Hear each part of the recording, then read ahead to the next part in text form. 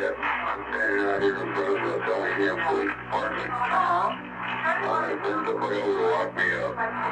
What's the problem?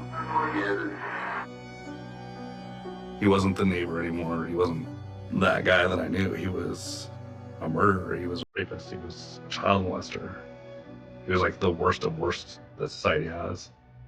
And he was a monster. So you lose your temper once in a while and yell at her? Oh, yeah. Okay. And have you ever lost your temper and hit her? No. Okay. In my mind, he killed her. And I could see several different methods of how she was killed.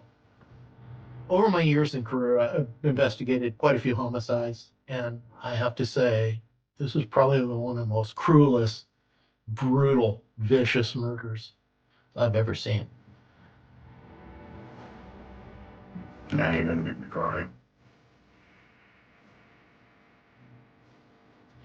And a smile on her face. You can see the happy times in her. Time I think about it, I just tell her I'm sorry. Want to be able to save her. Couldn't do it. 27 years, I haven't really said anything to anybody about this. I've never really asked him why. It just hurts too much. You know, I mean, we're twins. How can you do something that you should have never done? And he didn't just take my life away, he took everybody's life away.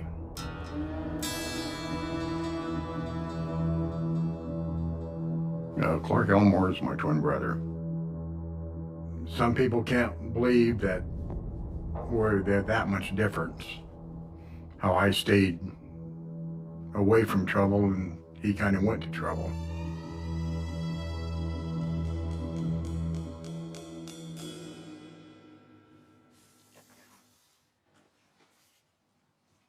This is me in the middle, my twin on the left, my older brother on the right, on L Street in Springfield, Oregon. There were 7 of us all together. It was a full house, and we had either 3 or 4 beds in one corner, and all 5 of us slept in them beds. Had wood stove, no bathroom. We had an outhouse. We struggled, but we never thought we were poor. We always had food on the table. So, you know, we were just kids. We were enjoying life. We never thought about the materials and stuff that you had to have to survive. A lot of people didn't think we were twins because we were completely opposite of each other. Oh, we're not identical twins, we're fraternal. I was a lot bigger than he was, and he was a lot smaller. He stuttered a lot, so a lot of people made fun of him. He'd get angry, he'd mouth off to people, say the wrong things. Every day we'd go to school, and every day when we'd come home from school, we'd be 2, 3, 4 people standing on the corner waiting for him, but they would never do nothing because I was always there to protect them. We are inseparable. We did everything together. There's times that you can feel each other and know what each other's doing or what they're going to say. Twins just seem to have that connection.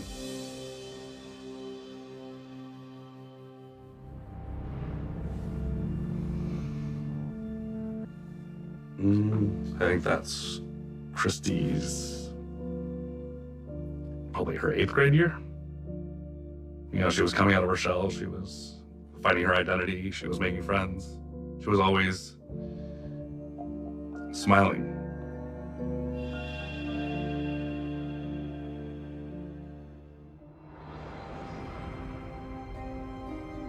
The neighborhood we grew up, it's called the Happy Valley neighborhood.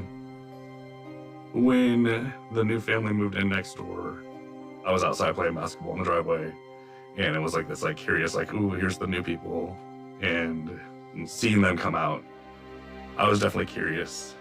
You could definitely tell they were lower income with what they were wearing. Most apparent probably on Christy. She was wearing the vibrant colors, like the spandex shorts, the, windbreaker jacket, very is stuck in the 80s. She had like blonde, thick blonde, like kind of frizzy hair. She had red framed Coke bottle glasses that made her eyes look ginormous.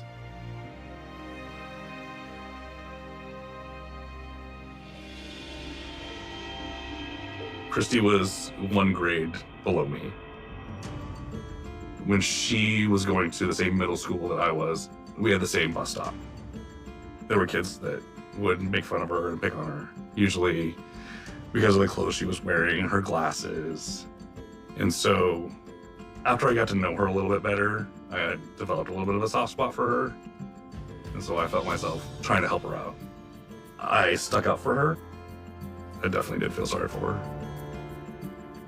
I think that Christy, a few years after she moved in, she was looking for acceptance, and she started hanging out with a group of people, a crowd that was gonna give her that acceptance right away. Maybe not the best of people, not doing good in school, the smokers, the kids that were a little bit more rebellious and troublemakers.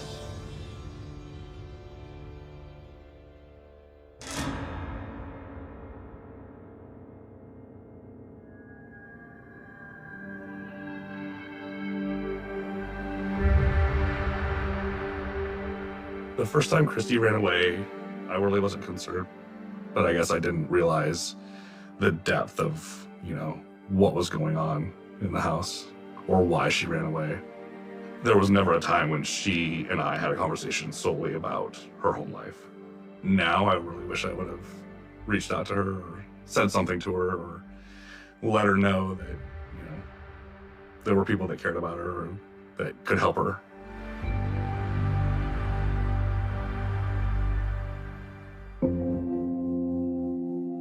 That's Christy. It's kind of a sad fact that the court excluded any, what I would call, live photos of Christy. So the jurors never got to see a picture of her when she was alive.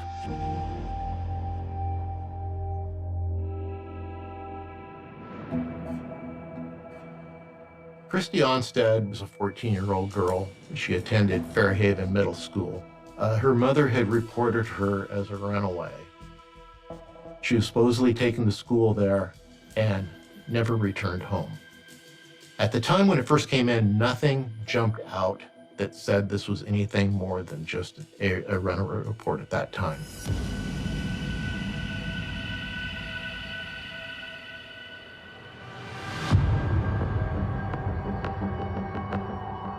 When you first looked at its face value, it's like, all right, maybe this was a rebellious situation. And then the mother gave me a couple photographs of Christy. I thought it was kind of normal. My daughter ran away the weekend before, and she ran away again now. And I don't know where she is, but there was one comment that the mother made that struck me as odd that a parent would make. And that was that she said, I even asked James if he got mad and did something to her. And I said, why would you ask that? Well, because he has a temper. I'm like, okay. Now that is not a normal statement or question that one spouse or parent would ask the other parent. And I thought that was really odd. But when I was there, I had no evidence to be accusatory. And sometimes you have to be careful when you're in those early stages with no evidence that you don't want to shut people down and then you have nothing. But I thought it was best to remember that statement. I think the biggest thing that went through my mind was that I'm starting to get a little bit of a fear that this is not a runaway case. This is something far more serious.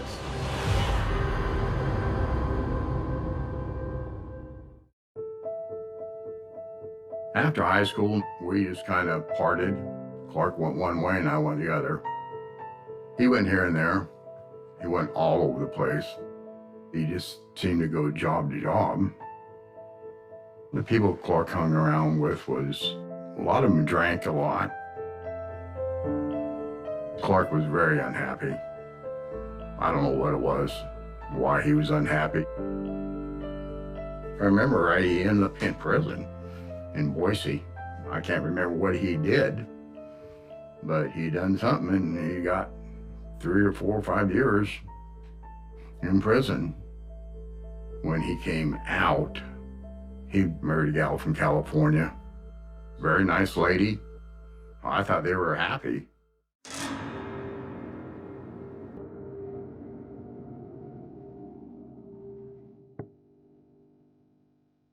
I found out that she was 3 months pregnant.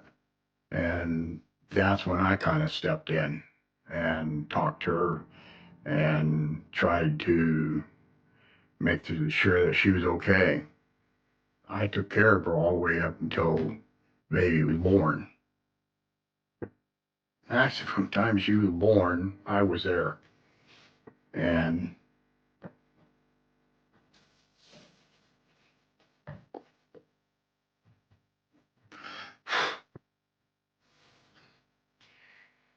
sorry.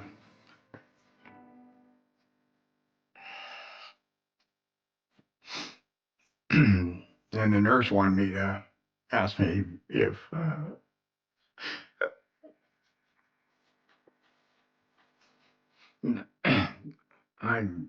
nurse asked me if Dad wanted to hold the kid, and I said, "Well, I'm not the dad."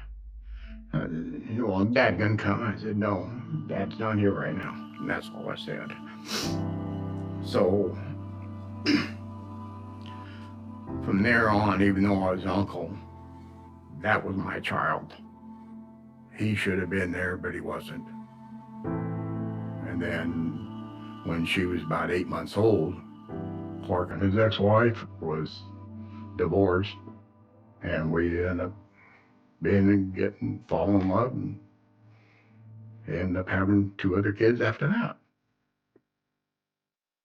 Clark and I never talked about that at all. I might have mentioned to him, said, "Hey, you know, as far as she knows, you're an uncle. The dad. You had nothing to do with it. He did something wrong, and I was making sure that it's turned around and it was made right."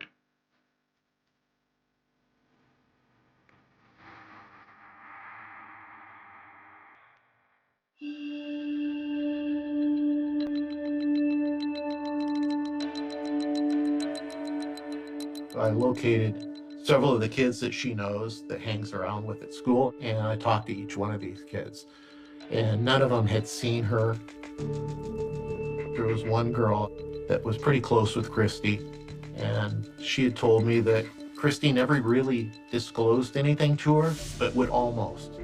She would say there was something that either happened or was going on at home, but she never really disclosed to her what it was. But that this girl worried about it. And I remember her being pretty emotional about it and said, "If I knew, I would tell you, but I don't." When I left there, I was more concerned that this was more than just a rebellious girl that ran away from home that will either turn up or will locate her.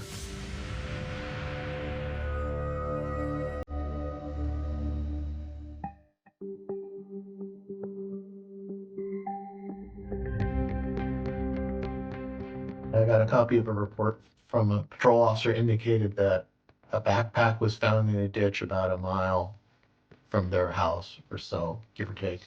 And it ended up being Christy Onsed's pack, which had some of her clothing and such in it.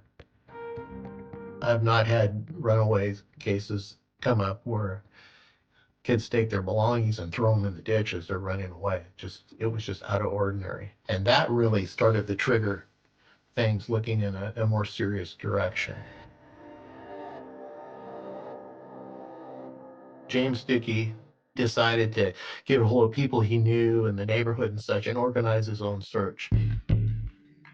It wasn't walking around knocking on doors asking where she was. It was people walking in the backyards looking under stuff.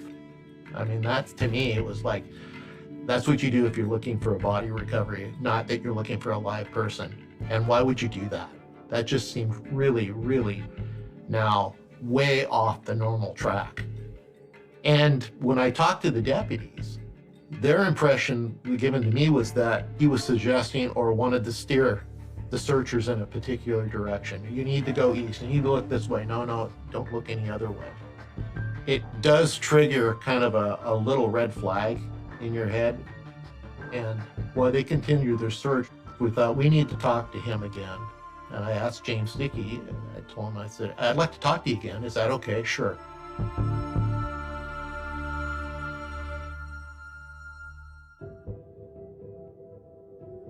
What sort of problems have been happening at home? Has there been any sort of arguments or more rebellion lately than before that's been going on? These last couple of weeks, you know, man, it's got real bad, and we were trying to diffuse, man, the situation. Can you describe what the changes were that were going on? Attitude, you know, it's like you ask her to do the dishes. She acts like you beat her. Man, you have abused her. Man, I have a tendency to yell a lot. Okay. So you lose your temper once in a while and yell at her? Oh yeah. Okay. And have you ever lost your temper and hit her? No. Okay. And then we got into, well, you took her to school, and I believe that's when you kind of wanted to clarify, well, and I didn't actually drop her off at school. And then I dropped her off at the light down there because there was a bunch of kids out there, and that's where she wanted off. And then I turned around and went about my business. Okay, now she wanted to be dropped off there rather than to school? Yeah. And we came to a point shortly after that comment, him trying to clarify that. Never forget this. I looked at him and I said, okay, with all this going on, where do you think she is? I haven't got a clue, but honestly, I don't think she's kicking. I don't, you know. Meaning that she's probably dead? Yeah. I looked at him and I said, why would you say that? Because she's got a big mouth. Now, in my mind, there's no doubt. All that's telling me that he just told me she's dead. And how does he know that she's dead? Because he killed her. That's the conclusion I came right at that point in time, was that you know she's dead because you did it. So I didn't have any evidence or probable cause at that point. I just had this gut feeling. I knew this was not a missing person anymore. Now we're in a homicide.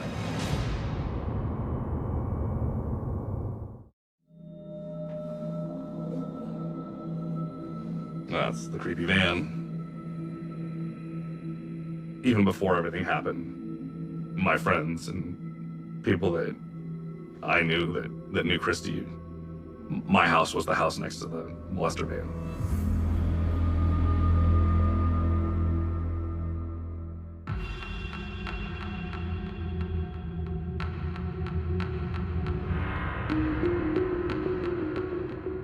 I remember coming home from school, from the bus stop, walking home and walking past their house, and he was hosing out the back. And I definitely didn't think anything of it at first, but I thought to myself, I remember James always talking about how I should just get a van like his, because all you have to do is just change the oil every once in a while, and it's maintenance free, and you don't have to worry about doing anything to it or even washing it. So why is he cleaning his van? My curiosity was through the roof. Like, what is going on? And that's definitely when I became more involved.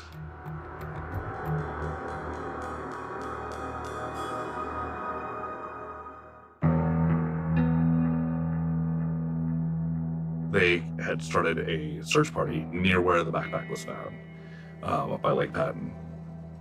Me and my dad had left the search party, after it had been going on all day, and went back up at one point. And when we came back up, law enforcement was looking at James and talking to him, and just the look on his face was, he was just white, and he was shaking, and the law enforcement agent had something for him to sign.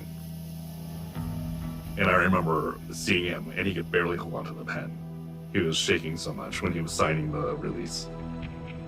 And me and my dad kind of looked at each other like, he has something to hide. Did he take her somewhere?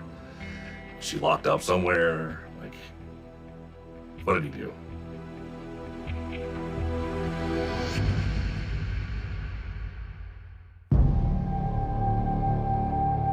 I, in my mind, had no doubt this was a murder, but I didn't have any evidence. I'm thinking now, if he drives that van all the time, I need to look in that van. I need to see if there's any sort of evidence. Have you looked through your van to see if maybe when you were taking to school she might have dropped a note or something on the floor or something? No. We're about done here anyway. If we go back, can we look and see if she dropped something? Sure. I said, okay, so when we get back, I'm gonna fill out a consent to search form and I'll spell out what I'm looking for. The whole demeanor with James Dickey changed. And it was pale, shaky, now it was kind of meek, withheld, and just kind of going along with what was asked.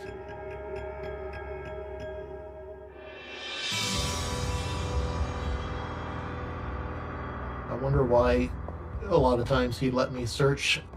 I think he didn't think there was anything in there that I would see. And so I went to look in there. I borrowed a flashlight from one of the deputies. I guess I was looking for something that I could put her in that van for sure. And I was thinking at that point in time, if she's dead, there was a really high likelihood that it happened in that vehicle. And that's why I needed to look in it. And at that particular moment, I didn't see anything. And it kind of left us in the position where we had to let him go for the night. I didn't have enough evidence I could do anything, so I had to let him go.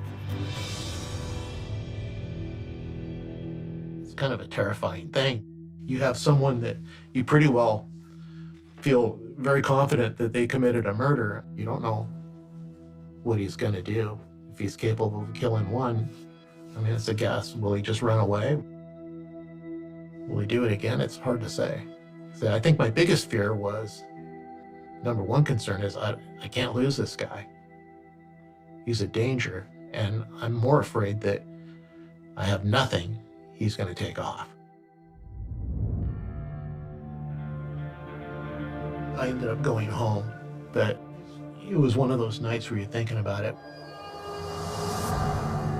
At one point in time in the morning, I tried calling there, ended up talking to the mother, who said that he wasn't home, that he went and ran some errands, should be back shortly. That was a concern. So a little bit of time went by, I don't recall exactly how long. Tried again, hadn't returned yet. And there was a concern that he took off.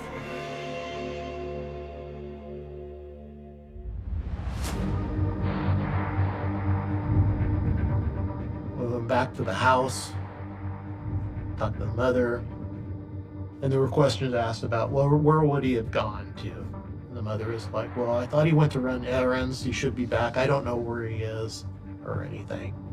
And during this, there was a search through the house, and I believe it was during this time where we ended up finding, it was like a box container that had several different state identifications. They all had James Dickey's picture on them, but there was different names. Now I have a big concern. I mean, who is this guy?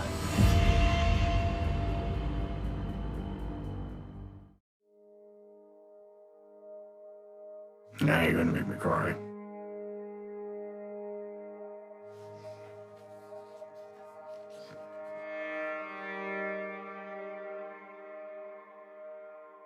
I remember this way when she came around, when the only times I've seen her, she always had that smile on her face. Every time I think about her, the only thing I do is look up and say, I'm sorry. I wish I could have done something.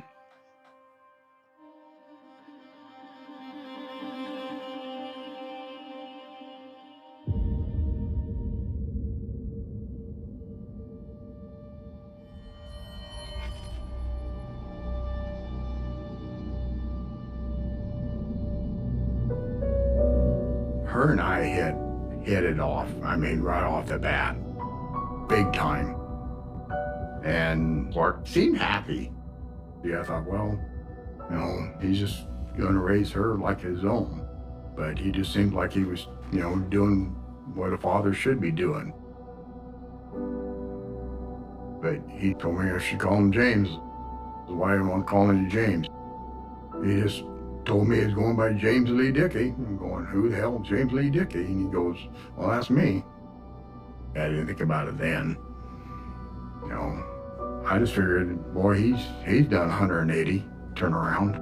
Here he's finally straightened out his life. Seemed happier than what he normally was. At least I thought it was.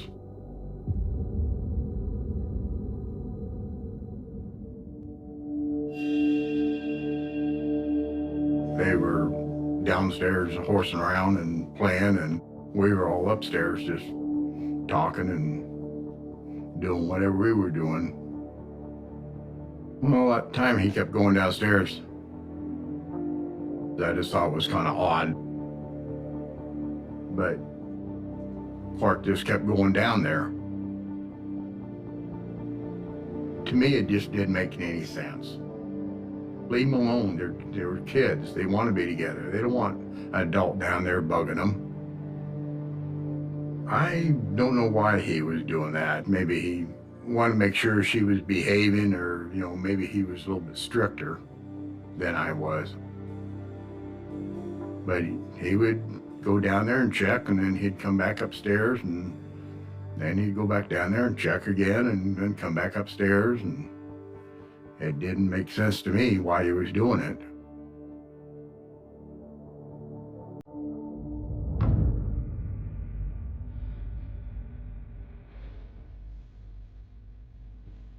Out of the blue, Mom called and said, have you seen your brother? Chrissy's missing. That gut feeling again. As soon as she said that, I just automatically knew. It kind of clicked. That's why he's going downstairs. He had been doing something to her. He was checking on her, making sure that she wasn't saying nothing. He was worried about her opening her mouth. And that's automatically when I knew. And I said he killed her.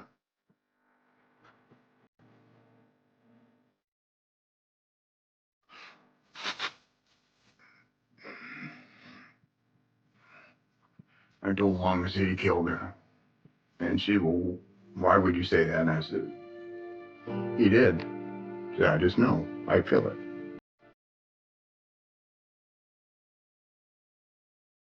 And that's when I called the police up there, and I said, you're looking for the wrong one. Says, his name's Clark Richard Elmore. And they, how do you know? I said, oh.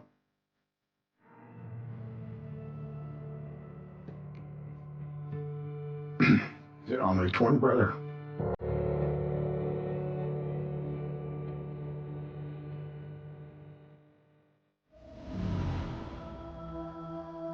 It was starting to get later in the evening, and then I got a page from the sheriff's sergeant who was up at the scenes.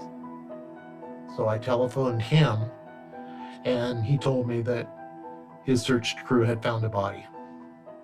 And at that point in time, I knew, without being told, I knew it was her. I knew it was Chris Johnson they found. There was no doubt in my mind. Searchers at approximately 8 o'clock last night found the body of a nude young female in the wooded area in this general area. And that scene is being processed at this time. James Dickey wanted everyone to look towards Bellingham. This was 8.5 miles away, and pretty much the opposite direction of where he wanted everyone to look. The sergeant and I were led through the brush to where the body was located. She had plastic wrapped over the upper part of her. She had a shirt on, half pulled off. She was nude from the waist down. We moved the plastic off her head, and I immediately identified her. That's Christy Onstead. The description in the picture I had, it was dead on. It was, no doubt it was her. I could see several different methods of how she was killed. Well, I can visualize it. I see her face. Yeah, just like it was yesterday. It was just about as cold-hearted as you could do. She was manually strangled. She was strangled with the ligature, which would be the belt. There was like a needle object sticking out of her ear that later was a long needle that he shoved through her head and through her brain. And then she was bludgeoned all about the head. Over my years in career, I've investigated quite a few homicides, and I have to say, this was probably one of the most cruelest, brutal, vicious murders I've ever seen. I knew James Dickey did it. I had no doubt in my mind. After a matter of hours, he's nowhere to be found. I'm thinking he probably figured out that we found her and he took off. I put a bolo out on him. The other difficult thing is now, I know he's using different names, so what names do we look under? You know, that makes it even worse. If it was just that, okay, I know he's James Dickey and that's it, you look for that name, but now you got James Dickey, Clark Elmore, I think there was another one, Mark Stevens or something, but there was several different names. And it's like, okay, that just complicates it. It's like, okay, you got somebody that's close and all of a sudden, boom, they're gone, and you don't know where they went. Yeah, that's awful.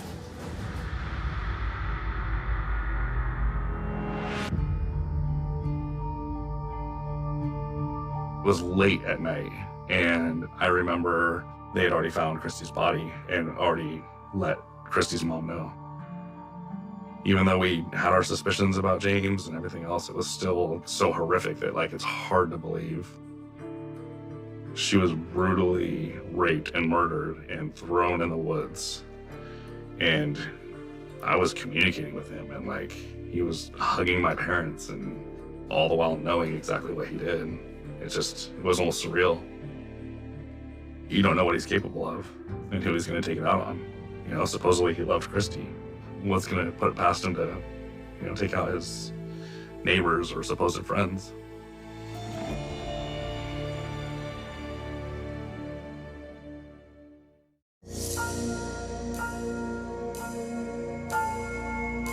He's a murderer and he's gone in the wind. I don't know where he is. And are we going to be able to find him? I mean, that's a giant concern.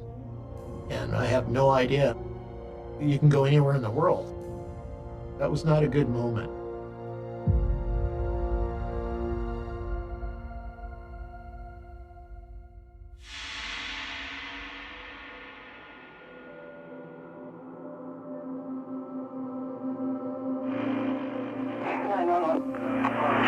Yes, I'm standing out here in front of the Bellingham Police Department. Sent somebody over to lock me up. What's the problem? Murdered. Who'd you kill? Christy Lundstedt. And what's your name? James Dickey. He said he wanted to come in and turn himself in for killing his daughter. The officer and the lieutenant, they advised him of his rights and put him in an interview room and just watched him until I got there. I wanted his confession. Obviously, that was hugely important.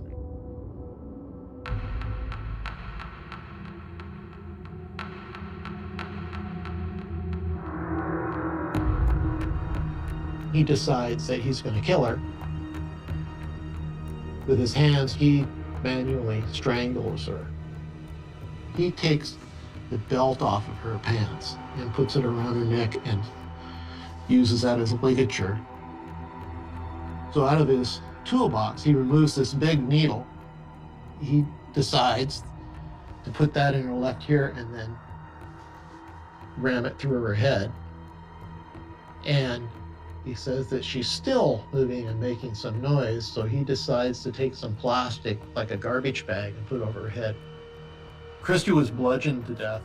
Basically, he took a sledgehammer out of his toolbox, and then he used that to strike her on the head until she was dead.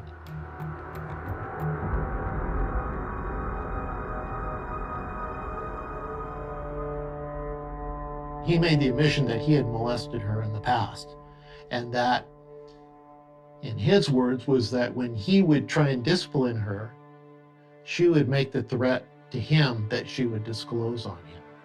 And that morning, I believe the threat of disclosure came up again. But instead of taking her to school, he had decided he was going to drive her down to where she was actually found. The real sad part on this is, did she realize that when she got in the van, she was not going to survive the trip? You know, I wondered, did she know that? At some point, I would think that realization came in. To me, that adds to the cold, cruel, viciousness of this whole crime, is that at the point that she knew that she wasn't coming home.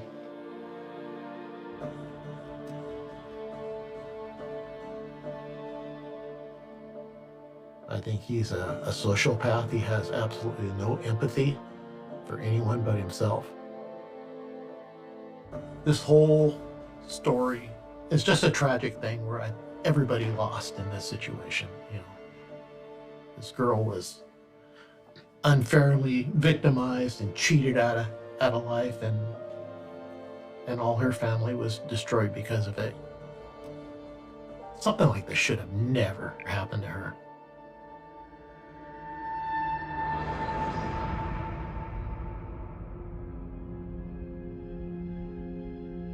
I was definitely relieved that he had been arrested and that he was in jail. It felt like safe, not just for me and my family, but for Christy's family too.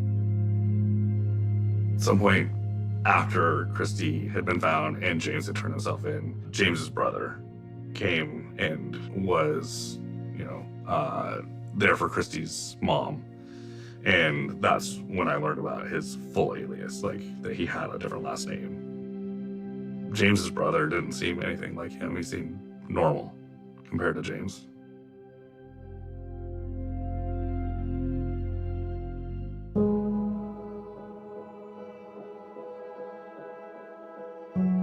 Once she was found after the trial, I think that I did a lot of reflecting, and I still do sometimes when I think about it. But for a while, I thought she was just trying to fit in and be cool. And afterwards, I was like, how many times was she outside of being molested or being beat or whatever was going on in the house? She literally lived a sheltered life inside that home, probably in fear every day of whether she was going to get yelled at, beat, or touched, or worse. My relationship with Christy definitely shaped me as a person, not just a parent, to not take people at face value and understand that there's a lot more that goes on behind the scenes sometimes, and we don't know about it.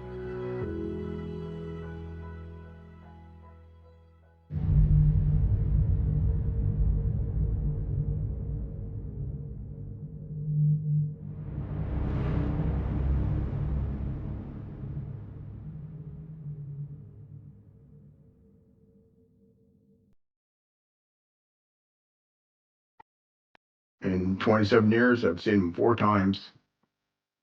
Never asked him why or anything else. I kind of stay away from this subject. I want to talk to my twin. I don't want to talk about that. I didn't know he was capable of it. I don't know how he could have been capable of doing something like that. I don't know how anybody was capable of doing what he did.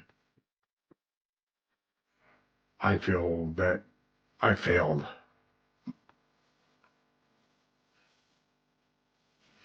I think I feel that I failed myself. Because I didn't know. If I would have known, then things would have been different. But I didn't know.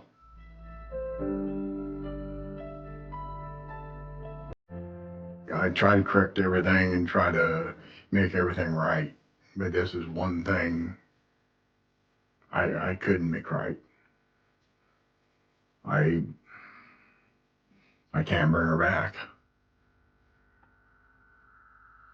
Sometimes that's what bothers me. That I can't make, excuse me, can't make this one right.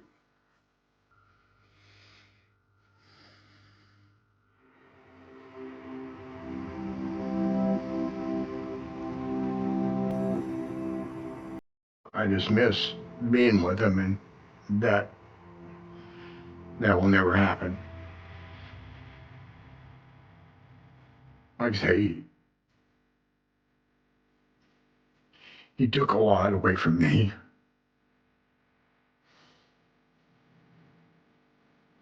It wasn't years I ever said anything to anybody about this. I keep it in. It's hard for me to talk about it. It's hard to explain that your own twin brother did this. And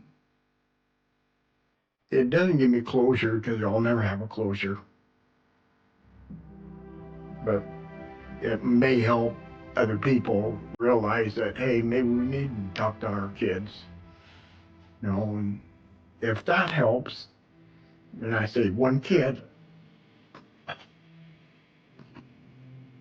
I've done my job.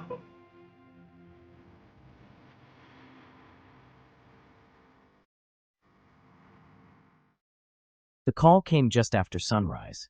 Not the kind of call that sends patrol cars racing through town with lights flashing.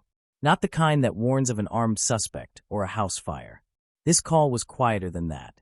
Shorter, almost ordinary. And yet, before the day was over, it would shake an entire community. Because after 27 years of silence, 27 years of rumors, dead ends, faded photographs, and unanswered questions, someone was finally in handcuffs. For nearly 3 decades, the case had lived like a ghost in the town's memory. A young woman vanished. No witnesses. No confession. No body. No justice. Just a mystery that refused to die. The town itself looked like the kind of place where nothing terrible should ever happen. Tree-lined streets. Small businesses that had survived generations. Front porches with rocking chairs. Neighbors who knew each other's names. A place where people left doors unlocked, and where local news rarely traveled beyond county lines. But beneath the peaceful surface was a wound that never healed. Every resident old enough to remember knew exactly where they had been when they first heard her name. Emily Carter, 22 years old, bright smile, dark hair, a college student home for the summer. The kind of person everyone described the same way. Kind, reliable, responsible, not the type to disappear. On the evening of July 18th, 1997, Emily left her parents' house shortly before 8 o'clock. The plan was simple. She was meeting a friend. A quick drive. A short visit. She told her mother she would be back before midnight. Those were the last confirmed words anyone ever heard from her. At 11:47 p.m., a gas station clerk on the edge of town reported seeing a woman matching Emily's description purchasing a bottle of water. Security cameras in 1997 were little more than blurry shadows. The footage showed almost nothing. A figure, a vehicle, a timestamp, then darkness. At 12:16 a.m., someone driving along a rural county road claimed they saw a car parked near an abandoned gravel pit. The witness remembered the detail years later because the headlights were still on. The vehicle appeared empty. No one stopped. No one called police. At the time, it seemed unimportant. By morning, Emily was gone. Her bed remained untouched. Her phone never answered. Her friends hadn't seen her. Her family hadn't heard from her. And as concern turned into panic, the first search teams began moving through fields, forests, and roadside ditches. Hours became days. Days became weeks. The town watched as helicopters swept over farmland. Volunteers combed through miles of wilderness. Bloodhounds tracked scents that ended abruptly. Every possible lead seemed to dissolve into thin air. Detectives examined Emily's relationships. Friends, classmates, co-workers, former boyfriends. No obvious enemy emerged. No clear motive appeared. Nothing made sense. Then came the discovery that changed everything. 3 days after Emily disappeared, her car was found. It sat abandoned near the same gravel pit mentioned by the witness. The driver's door was locked. The windows were rolled up.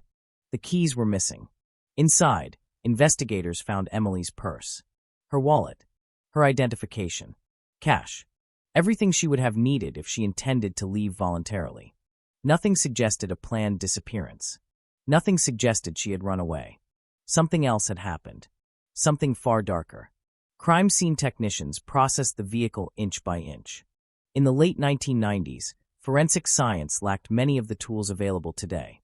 Still, investigators collected every possible piece of evidence: hair fibers, fingerprints, trace materials, small fragments so tiny they barely seemed worth preserving. Those fragments would sit in evidence storage for decades. Waiting. The first months of the investigation generated hundreds of tips. People reported suspicious strangers, mysterious vehicles, arguments, unconfirmed sightings. Each lead sparked hope. Each lead collapsed. As months turned into years, the case slowly transformed. No longer a missing person investigation. No longer an active emergency. It became something detectives dread. A cold case. The files grew thicker. The answers grew thinner. New investigators inherited the mystery. Some retired before solving it. Others died. The case remained, locked inside cabinets, stored on shelves, gathering dust, but not forgotten. Every July, local newspapers published anniversary stories. Emily's photograph appeared again. The same smile. The same unanswered question. What happened that night? Theories multiplied. Some believed she had been abducted by a stranger. Others suspected someone she knew. Conspiracy theories emerged. Secret affairs. Hidden debts. Unknown enemies. The absence of facts created space for imagination. And imagination filled every gap. Meanwhile, Emily's parents endured a different kind of suffering. Not grief with a funeral. Not loss with certainty. Something worse. Ambiguous absence. Every phone call carried possibility. Every knock at the door sparked hope. Every rumor reopened wounds. Years passed. Then decades. Her father died without answers. Her mother continued attending community events dedicated to missing persons. She carried the same photograph. The same questions. The same pain. By 2010, many residents assumed the truth would never be known. Evidence deteriorates. Witnesses forget. Memories fade. Cold cases often stay cold. That is why what happened next shocked even veteran investigators. In 2022, the department launched a review of unsolved homicides and disappearances. Advances in forensic technology had begun breathing life into cases once considered impossible. DNA techniques had evolved dramatically. Tiny traces once dismissed as useless could now reveal astonishing details. One detective became obsessed with Emily's file. Detective Ryan Mercer, 43 years old, methodical, patient, known for refusing to let details go. He spent nights reading reports written before he had even graduated high school. Thousands of pages, interview transcripts, evidence logs, witness statements, photographs, maps, handwritten notes. The deeper he dug, the more one detail bothered him. A single unidentified fingerprint recovered from inside Emily's vehicle. The print had never matched anyone in state databases. Not family, not friends, not known suspects. Nothing. For years it was considered another dead end. But Mercer wasn't convinced. He ordered a complete review of every physical item stored in evidence. Boxes were retrieved. Seals were opened. Materials were re-examined. And that's when investigators noticed something overlooked for nearly 3 decades. A small fabric fragment, almost invisible, recovered from the rear passenger area of the vehicle, barely larger than a fingernail. It had been logged, stored, and forgotten. Modern testing revealed biological material. Extremely limited. Almost degraded beyond usefulness. But not entirely. Scientists extracted a partial DNA profile. Not enough for a direct identification. Enough for something else. Enough for genealogy. The technique had become famous through several high-profile cold case breakthroughs. Instead of searching for the suspect directly, investigators searched for relatives. Distant cousins. Family connections. Branches on a genetic tree. The process took months. Then a year. Then more. Detectives followed family lines across multiple states. Thousands of names narrowed to hundreds. Hundreds narrowed to dozens. Dozens narrowed to a handful. And eventually, one name began appearing repeatedly. A local man. Someone who had lived in town during 1997. Someone who had known Emily. Someone who had spoken to police during the original investigation. Someone investigators had dismissed almost immediately. His name was Daniel Reeves. At first glance, nothing about Reeves seemed extraordinary. He worked construction, raised a family, attended church, coached youth baseball. People described him as dependable, friendly, quiet, the exact type of person neighbors trusted, the exact type of person nobody suspected. When detectives reopened his file, they found something unsettling. Several inconsistencies from his original interview. Small contradictions. Tiny discrepancies. Nothing strong enough to justify an arrest. Nothing powerful enough to prove guilt. But enough to raise questions. Questions that suddenly looked very different under the light of new evidence. Investigators began watching him. Discreetly. Patiently. The operation stretched across months. Every movement documented. Every conversation examined. Every opportunity evaluated. And during that surveillance, another startling discovery emerged. Reeves had apparently spent years following news about Emily's disappearance. Not casually. Obsessively. Archived articles. Online discussions. Anniversary reports. Interviews. Investigators would later describe the pattern as unusual. Not criminal. Not definitive. Just unusual. The kind of detail that lingers in the back of a detective's mind. Then came the moment everything changed. A discarded item. A routine collection. A DNA comparison. The result landed on a detective's desk on a rainy afternoon. Silence filled the room. No celebration. No shouting. Just disbelief. Because after 27 years, the biological profile recovered from evidence appeared consistent with Daniel Reeves. For the first time in nearly 3 decades, investigators believed they were standing face to face with the possibility of an answer. But possibility is not proof. And proof is what they needed. The case that had haunted generations was suddenly moving again. Old files reopened. Witnesses recontacted. Forgotten memories resurfaced. The quiet town that had buried its questions beneath years of routine found itself staring directly at the past. News began leaking. Whispers spread through coffee shops. Rumors moved faster than facts. People who had not spoken about Emily in years started discussing the case again. The name Daniel Reeves traveled through neighborhoods like an approaching storm. Some refused to believe it.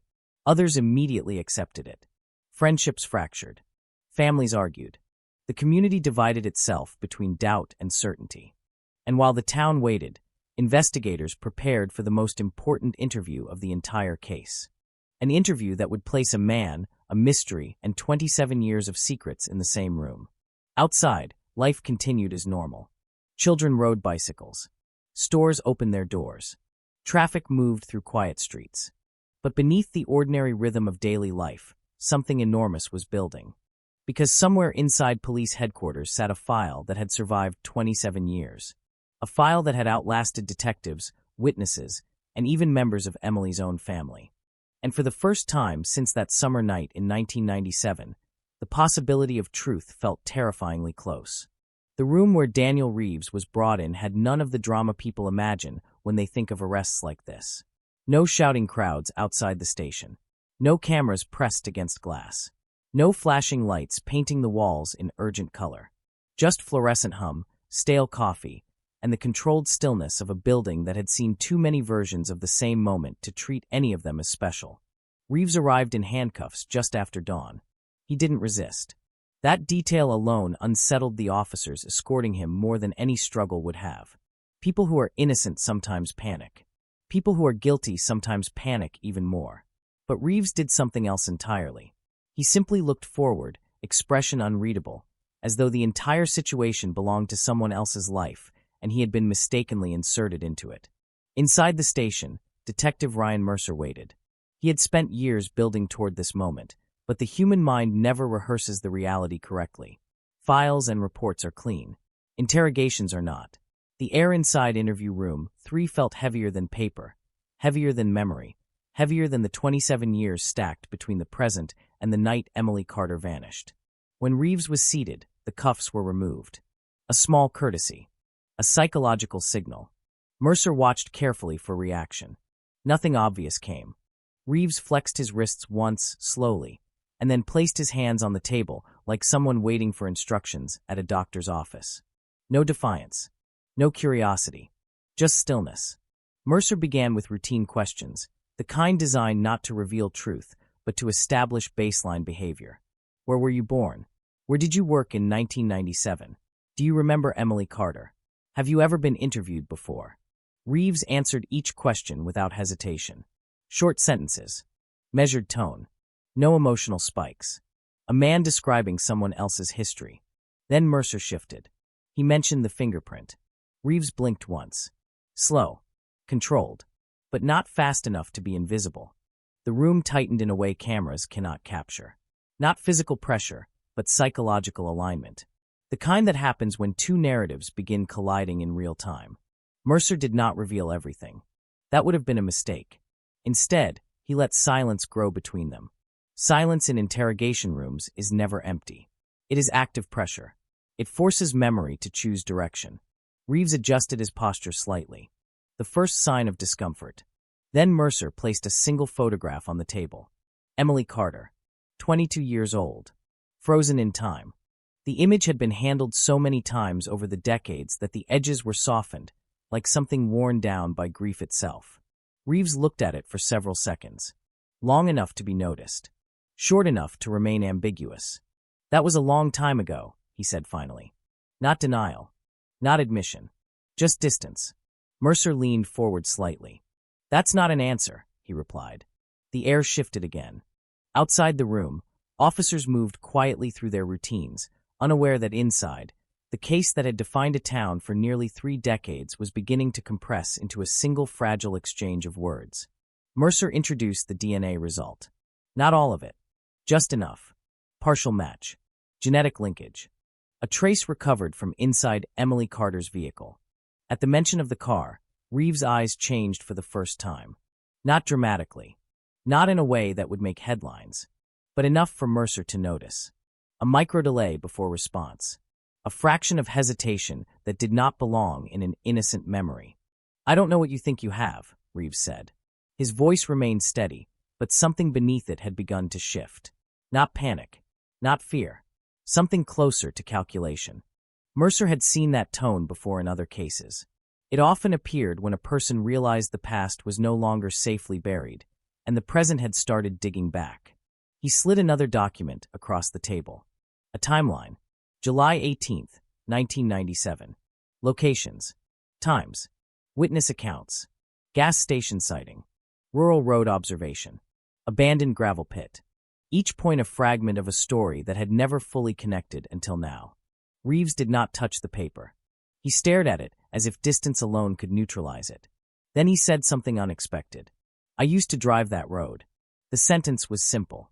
Almost casual. But in the confined space of interview room 3, it landed like a weight dropping into still water. Mercer did not react immediately. He let it hang. Let Reeves hear his own words fully before anything else disturbed them. Why?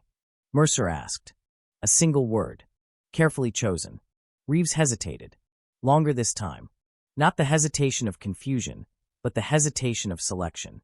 Choosing which version of truth to attempt first. I don't remember that night clearly, he said. A familiar phrase.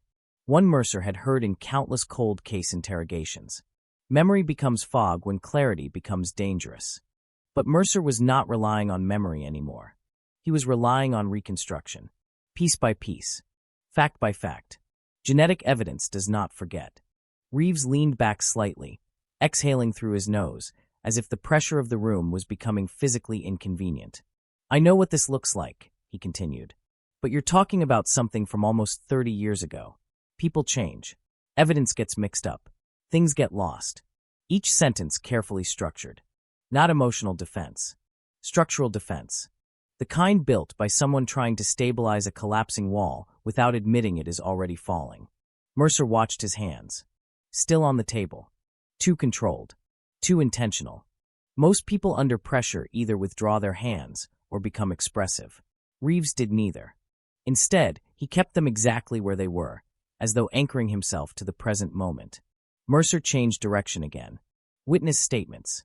The abandoned gravel pit. The vehicle seen at midnight. Reeves shook his head slowly. I can't help you with that. Not refusal. Not denial. Absence. The most difficult position for investigators to break, because absence can be mistaken for innocence if viewed from the wrong angle. But Mercer had spent too long inside this case to accept absence at face value. He leaned back, studying Reeves with the patience of someone who understood that truth rarely arrives voluntarily. Then he said the name again. Emily Carter. This time, something broke through the surface. Not confession, not collapse, but a flicker of recognition that did not align with distance. Reeves swallowed, barely noticeable. Yet in the controlled environment of interrogation, every movement becomes amplified, every pause becomes language. "Why are you doing this now?" Reeves asked. For the first time, the question carried something other than defense. It carried time. 27 years compressed into a single sentence. Mercer did not answer directly. Instead, he placed another file on the table. This one older. Original interview transcript from 1997. Reeves' younger signature at the bottom. Ink from another life. Another version of the same man. "Because we never stopped," Mercer said quietly. The room went still again. Outside, the day was fully awake now.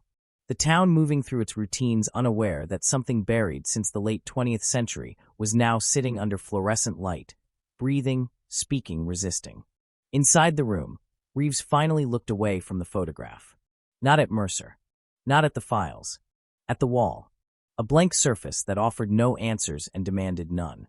For a moment, it seemed like he might say something significant. Something final. Something that would collapse the entire structure of uncertainty into clarity. But instead, he leaned forward slightly and spoke in a lower voice. "You don't understand what you're asking me to remember." The sentence changed the temperature of the room. Not because it confirmed guilt, but because it suggested something else entirely. Something buried deeper than the investigation had reached.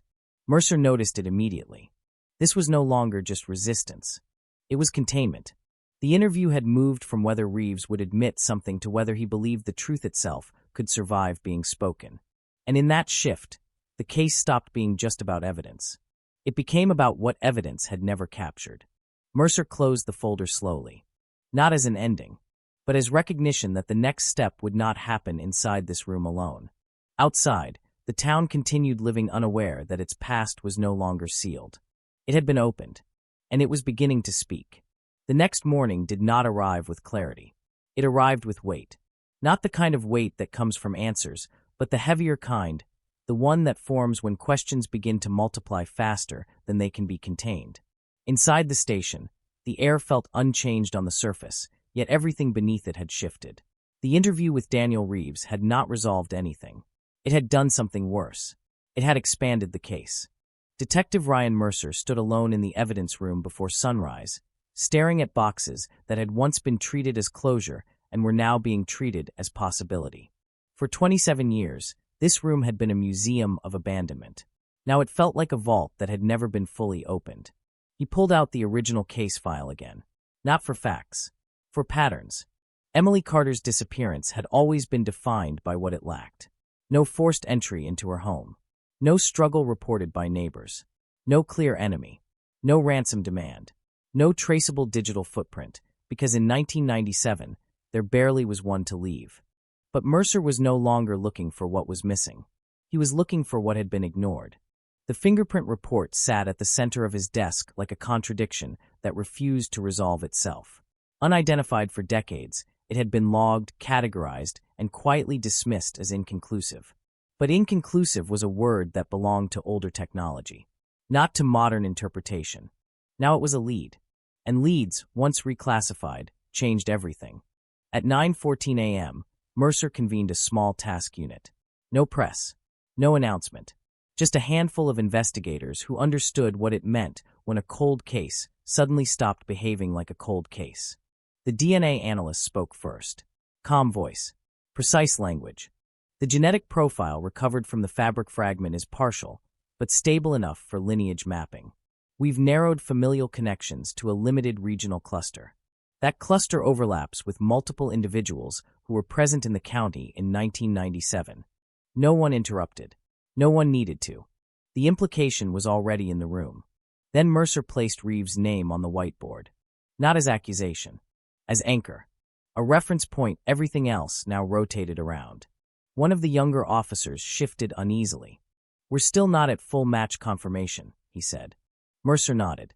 That's correct. But he didn't erase the name. Because certainty in cases like this rarely arrives all at once.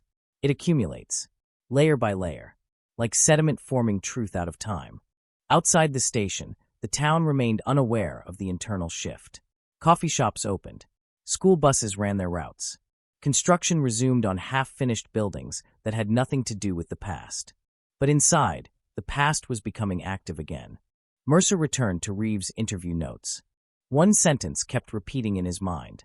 You don't understand what you're asking me to remember. It was not a denial. It was a boundary. And boundaries, in investigative work, are rarely about innocence. They are about containment. At noon, Mercer authorized a deeper surveillance review. Not just Reeves' movements from recent months, but archived patterns spanning years. Employment history, property records, travel logs, social interactions reconstructed through financial and digital traces.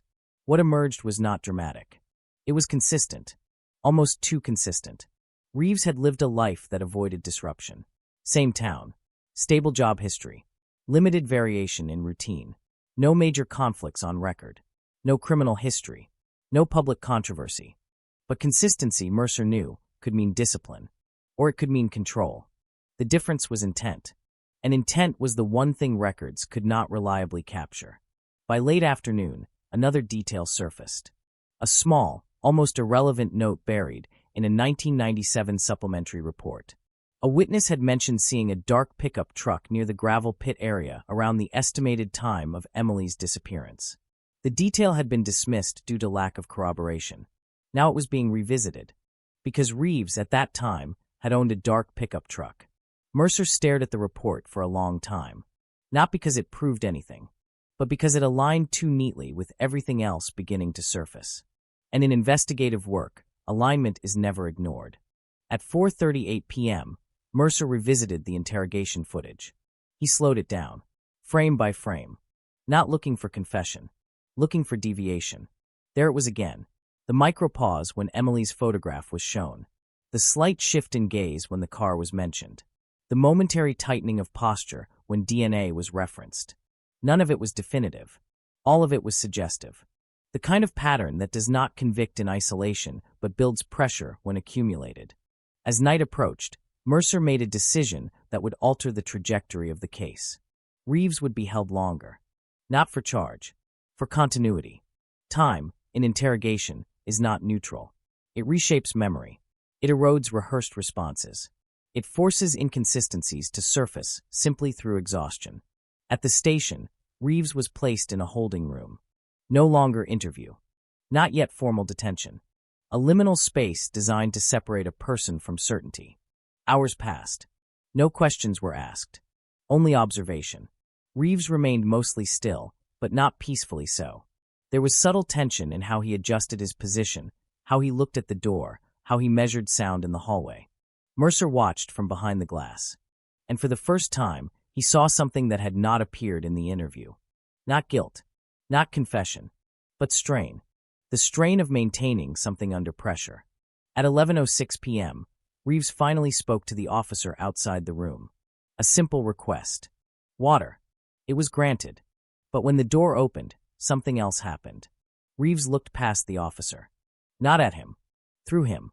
As if searching for something further down the hallway, further down time itself.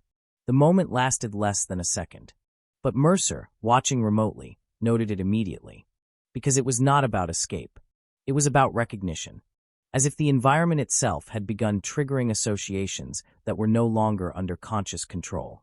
At midnight, Mercer received an unexpected call from the forensic lab. The DNA comparison had advanced. Not to full identification, but to a narrower genetic branch. A regional family line that intersected with Reeves' known relatives in a way that could not be dismissed as coincidence. The analyst's voice was careful. We are not at confirmation threshold yet, but we are approaching statistical significance that cannot be ignored. Mercer didn't respond immediately, because approaching was where cases either collapsed or became irreversible. He hung up and looked at the case board again. Emily Carter's photograph. Reeves' name. The timeline. The gravel pit. The truck. The fragment. The fingerprint. Each piece alone was incomplete. Together, they were beginning to form something that looked less like suspicion and more like structure. Outside, the town slept, unaware that the silence it had carried for 27 years was no longer intact. Inside the station, Mercer made another note in his file. Not about Reeves. Not about evidence. But about timing. Because in cold cases, timing is often the first thing that finally begins to make sense. And once timing starts to make sense, everything else begins to follow. The fourth day of the reopened investigation began with something rare in cases this old: momentum. Not certainty. Not resolution. Momentum. The dangerous kind that makes every unanswered question feel like it is finally leaning in the right direction, even if it still refuses to speak clearly. Detective Ryan Mercer arrived before the rest of the building had fully woken up.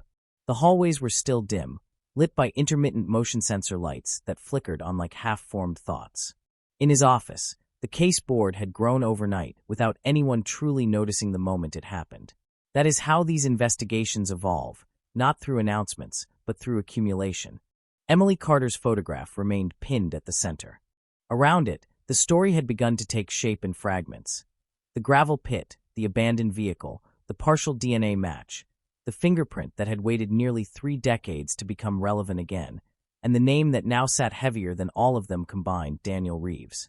But Mercer no longer saw Reeves as a conclusion point. He saw him as a threshold. And thresholds, in cold cases, rarely lead to simple answers. They lead deeper.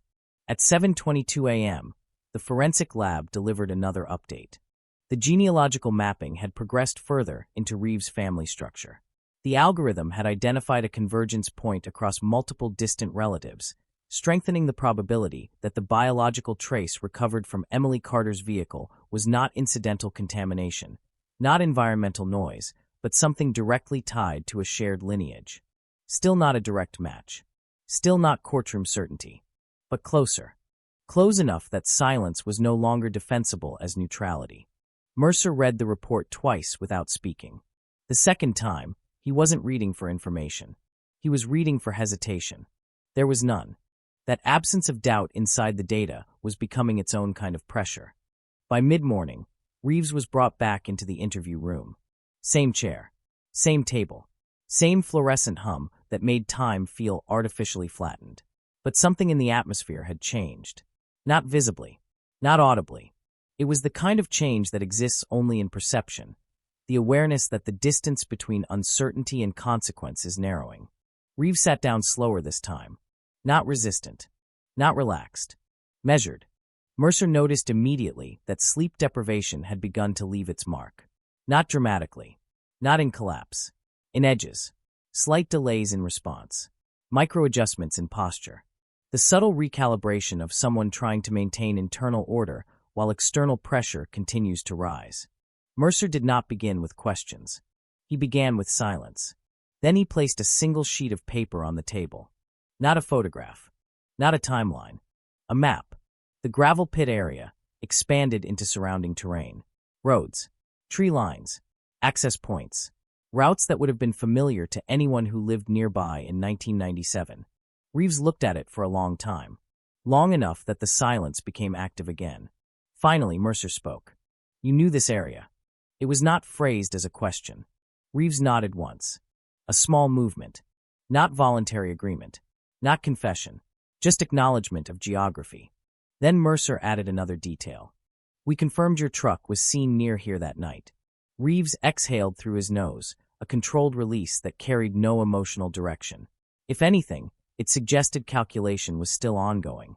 I told you, he said quietly. People saw a lot of things back then. But Mercer was no longer interested in what people saw. He was interested in what intersected. He slid another document forward. A reconstructed timeline combining witness sightings, vehicle records, and phone logs from individuals connected to Emily Carter's social circle. The lines were imperfect, fragmented, but when overlaid, they created a narrowing window of time, a corridor where events aligned too precisely to be dismissed as coincidence. Reeves did not touch the paper, but his gaze changed. Not fear, not anger, something more contained. Recognition. Mercer watched carefully, because recognition is often the first crack in constructed distance. You were in that corridor, Mercer said. Reeves shook his head slowly. No, a simple denial. But Mercer did not challenge it immediately. Instead, he leaned back slightly, allowing the statement to exist without resistance.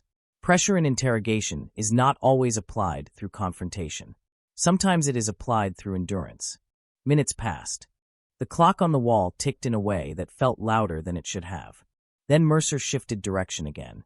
The fingerprint, the DNA fragment, the vehicle interior. Each piece laid out not as accusation, but as convergence. Reeves finally looked up, and for the first time since the second interview began, his expression tightened in a way that was not controlled neutrality. It was strain, not emotional outburst. Structural strain, as if multiple internal narratives were trying to occupy the same space at once. I don't know what you want me to say, Reeves said. Mercer did not respond immediately, because that sentence, more than denial, more than silence, was a pivot point. It was not rejection of evidence. It was exhaustion with interpretation. And exhaustion, Mercer knew, often precedes collapse. But collapse was not guaranteed. Some people stabilize under pressure. Others fracture. And a few simply withdraw further inward. Mercer watched Reeves carefully, then said, "Tell me about the gravel pit." The question was simple, but its weight was not. Reeves stared at the table. Long pause. Then, unexpectedly, he spoke. "I used to go there sometimes." The sentence landed without force, but its existence changed the room. Mercer did not interrupt. Reeves continued slowly. "Not that night. I mean before. Years before. It was just somewhere quiet. Nobody really went there." His voice remained steady, but something beneath it had shifted. Not confession. Not memory flooding. Something more fragmented. The retrieval of a place without the retrieval of context. Mercer leaned forward slightly. "Did you know Emily Carter went there?" A pause. Longer this time. Not hesitation of memory. Hesitation of consequence. "I didn't know where she went," Reeves said. But the phrasing mattered. Not no. Not never. Only distance. Mercer noted it immediately. Outside the room, the building continued its normal rhythm. Phones rang. Officers moved between desks. Paperwork was filed. But inside interview room 3, language itself was beginning to shift under pressure. Mercer changed approach again. He placed the fingerprint report on the table. Not explanation. Just result. "We can't place it anywhere else," he said. "But we can place it inside her car." Reeves looked at it. This time longer than before. His fingers moved slightly, as if resisting the instinct to reach for something that could not be physically altered. Then, quietly, he said, "You're building something out of old pieces." Mercer held his gaze. That's what cold cases are. A brief silence followed. Then Reeves spoke again. And this time, the words carried something different. Not denial. Not explanation. But a question that felt like it had been waiting years to surface. "If I tell you what I remember, what happens to the rest of it?" The question did not belong to guilt. It belonged to fear of reconstruction. Fear of what memory becomes when it is no longer private. Mercer did not answer immediately, because the answer was not procedural. It was existential. And in that pause, the case shifted again, not toward resolution, but toward something far more delicate. The moment where truth, if it existed at all, would have to survive being spoken out loud. The question Reeves asked did not leave the room when he stopped speaking. It stayed there, not as sound, but as residue. "If I tell you what I remember, what happens to the rest of it?" Detective Ryan Mercer had heard variations of fear before: fear of punishment, fear of exposure, fear of consequence. But this was different. This was fear of reconstruction, as if memory itself was something fragile enough to be damaged by being examined too closely. Mercer did not answer immediately, because any answer would have anchored the conversation in certainty, and certainty was still something the case had not earned. Instead, he watched Reeves. And for the first time since the interrogation began, Reeves was no longer simply managing the room. He was reacting to it. Not dramatically, not visibly breaking, but the structure he had maintained since his arrest, that controlled, almost detached composure, was beginning to show stress at its edges. Outside interview room 3, the station functioned like it always did. Paperwork moved. Radios crackled. Officers spoke in low, routine tones about unrelated matters: traffic stops, minor disputes, administrative updates. A world that had not yet absorbed the weight of what was unfolding behind one closed door. Inside, time behaved differently. Mercer finally spoke. "Nothing happens to it," he said quietly. "It stays what it is. We just try to understand it." Reeves gave a faint, almost imperceptible shake of the head. "That's not how it works," he said. The response was not defensive. It was certain. And certainty, Mercer knew, often came from experience, not speculation. He leaned back slightly, shifting strategy again. Pressure was no longer useful in the traditional sense. The case had reached a point where force would only harden resistance. What remained was structure, rebuilding context piece by piece until resistance had nowhere left to stand. Mercer slid a new folder onto the table. Not evidence of guilt. Not DNA. Not fingerprint analysis. Witness reconstructions from 1997. Statements that had once been dismissed as inconsistent, now re-examined under modern mapping tools. One in particular had resurfaced multiple times. A teenage witness who claimed to have seen a man and a woman near the gravel pit area around midnight. The description had been vague then. It was still vague now, but it aligned with time windows that were becoming increasingly precise. Reeves looked at the folder without opening it. His eyes lingered on it longer than necessary. Then Mercer asked a different question. "Do you remember seeing her that night?" A pause. The room tightened again, not physically but cognitively, as if every piece of air was waiting for direction. Reeves slowly exhaled. "I don't know what you want me to remember," he said again. But this time, it did not sound like resistance. It sounded like exhaustion. Not from interrogation. From time. Mercer noticed the shift immediately. Because repetition of phrasing in interviews is rarely coincidence. It is often the closest thing to a fixed point in a destabilizing narrative. "You've said that before," Mercer replied. Reeves looked up slightly.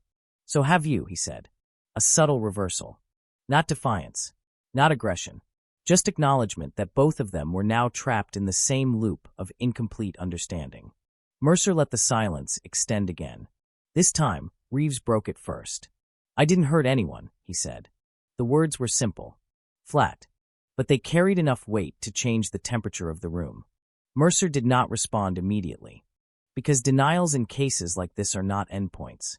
They are positions, and positions can shift under the right pressure. "What do you remember?" Mercer asked. Reeves looked down at his hands. For the first time, he seemed to focus on them not as tools of control, but as something separate from his intention. "I remember driving," he said slowly. A pause. Not theatrical. Not deliberate. Reconstructive. Late. Roads were empty. "I think I stopped somewhere, but I don't know why." Mercer did not interrupt.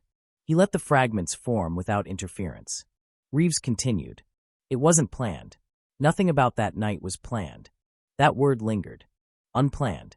In investigations, that often means the boundary between routine and irreversible action has been crossed without intention to return. Mercer kept his voice steady. "Where did you stop?" Reeves hesitated again. Longer than before. His gaze drifted slightly, not toward Mercer, not toward the table, but somewhere inward, as if searching a place that was no longer fully accessible. "I don't remember exactly," he said. But then, after a pause that felt heavier than the sentence itself. "The gravel pit." The room did not react outwardly. No sudden movement. No dramatic shift.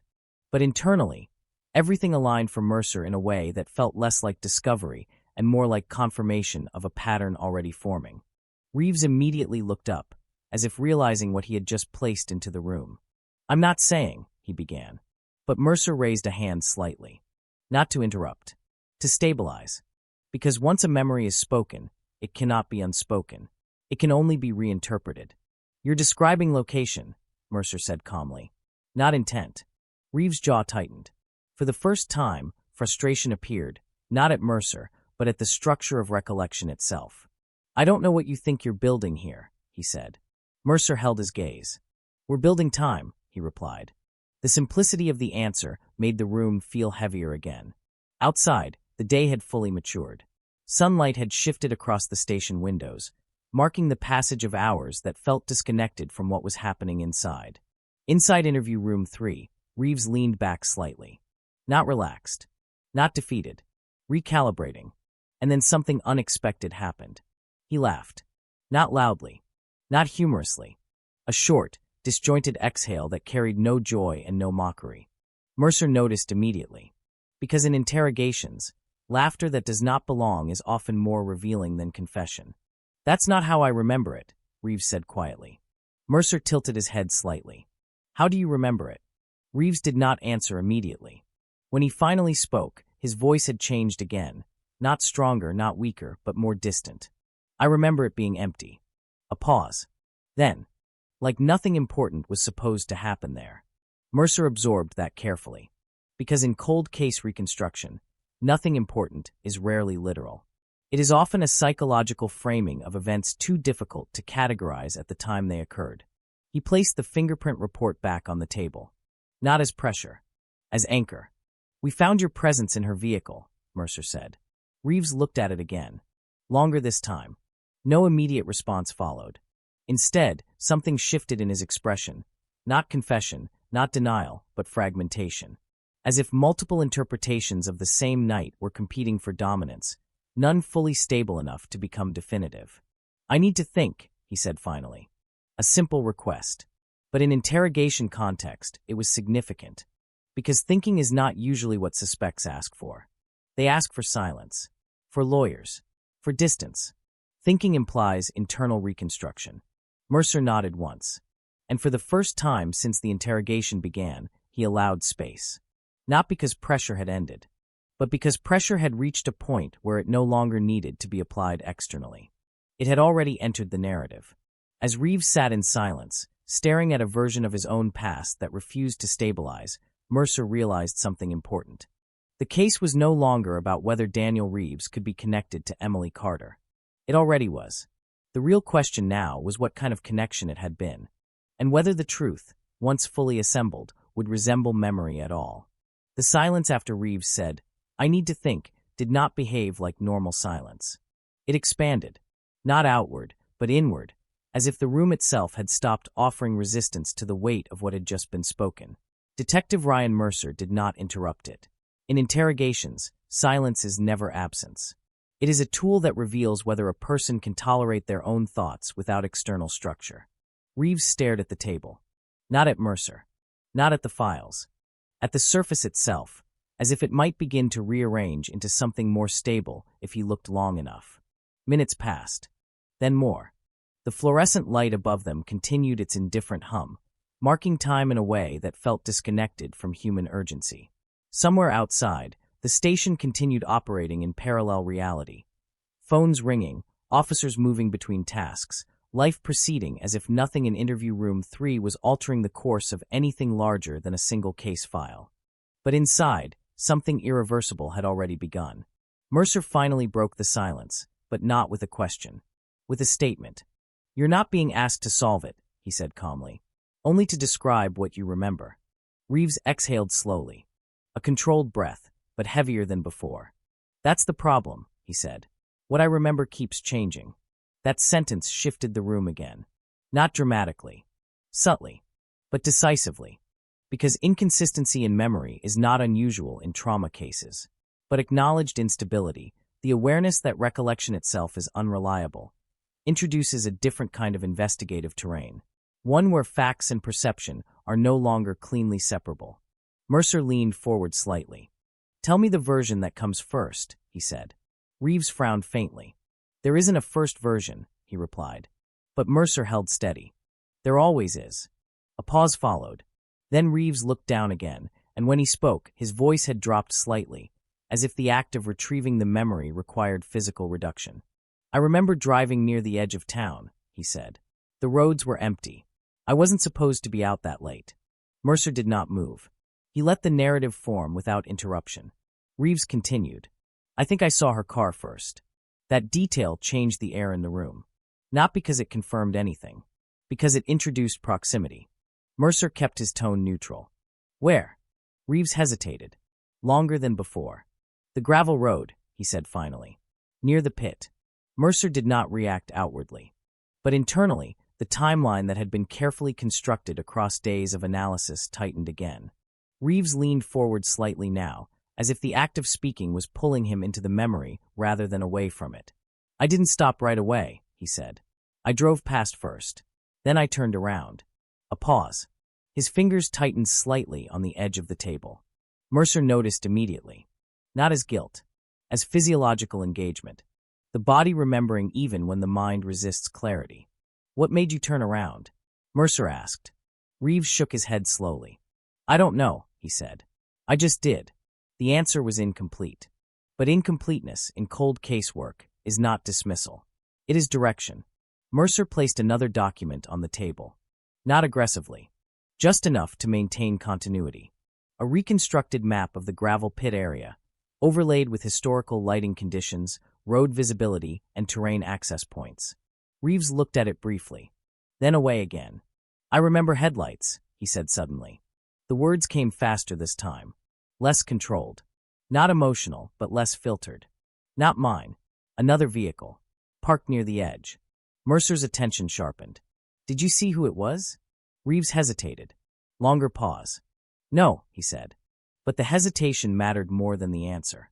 Because memory rarely hesitates on absence. It hesitates on uncertainty of perception. Reeves continued, as if the sequence was now unfolding without his full consent. I stopped, he said. I think I got out. Mercer remained still. This was the moment where many interrogations either fracture or stabilize. What did you see when you got out? Mercer asked. Reeves blinked once. Slow. Then again. I don't know, he said quietly. But then something changed in his expression. Not clarity. Disturbance. Like a fragment of sensory memory attempting to surface without full contextual permission. There was sound, he added. Mercer did not press immediately. He allowed space for reconstruction. Reeves swallowed. Like movement, he said. From near the trees. The room felt tighter now, not physically but narratively. Because the gravel pit was no longer just a location. It was becoming an environment with activity. Mercer spoke carefully. Did you approach it? Reeves hesitated again. This time, longer than any previous pause. I don't remember walking, he said finally. The distinction mattered. Not denial of action. Separation from continuity. As if the memory of movement existed without the memory of intention. Mercer leaned slightly forward. And Emily Carter? He asked quietly. The name settled into the room like a weight that had been waiting to be acknowledged. Reeves closed his eyes briefly. A fraction of a second. Then opened them again. I don't see her clearly, he said. But the phrasing was crucial. Not I don't remember her. Not she wasn't there. Instead, I don't see her clearly. A perception statement. Not an absence statement. Mercer noted it immediately. Reeves continued, voice lower now. Everything feels broken up. A pause. Like I'm remembering pieces that don't belong in order. Mercer did not interrupt. Because this was no longer a linear interrogation. It was reconstruction under fragmentation. Reeves looked down at his hands again. I remember arguing, he said suddenly. Mercer's gaze tightened. With who? He asked. Reeves shook his head. I don't know, he said quickly. I don't know if it was real. The instability was increasing.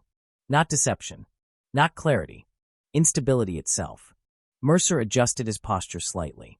The case was shifting again, away from external evidence and deeper into subjective reconstruction. What do you remember after that?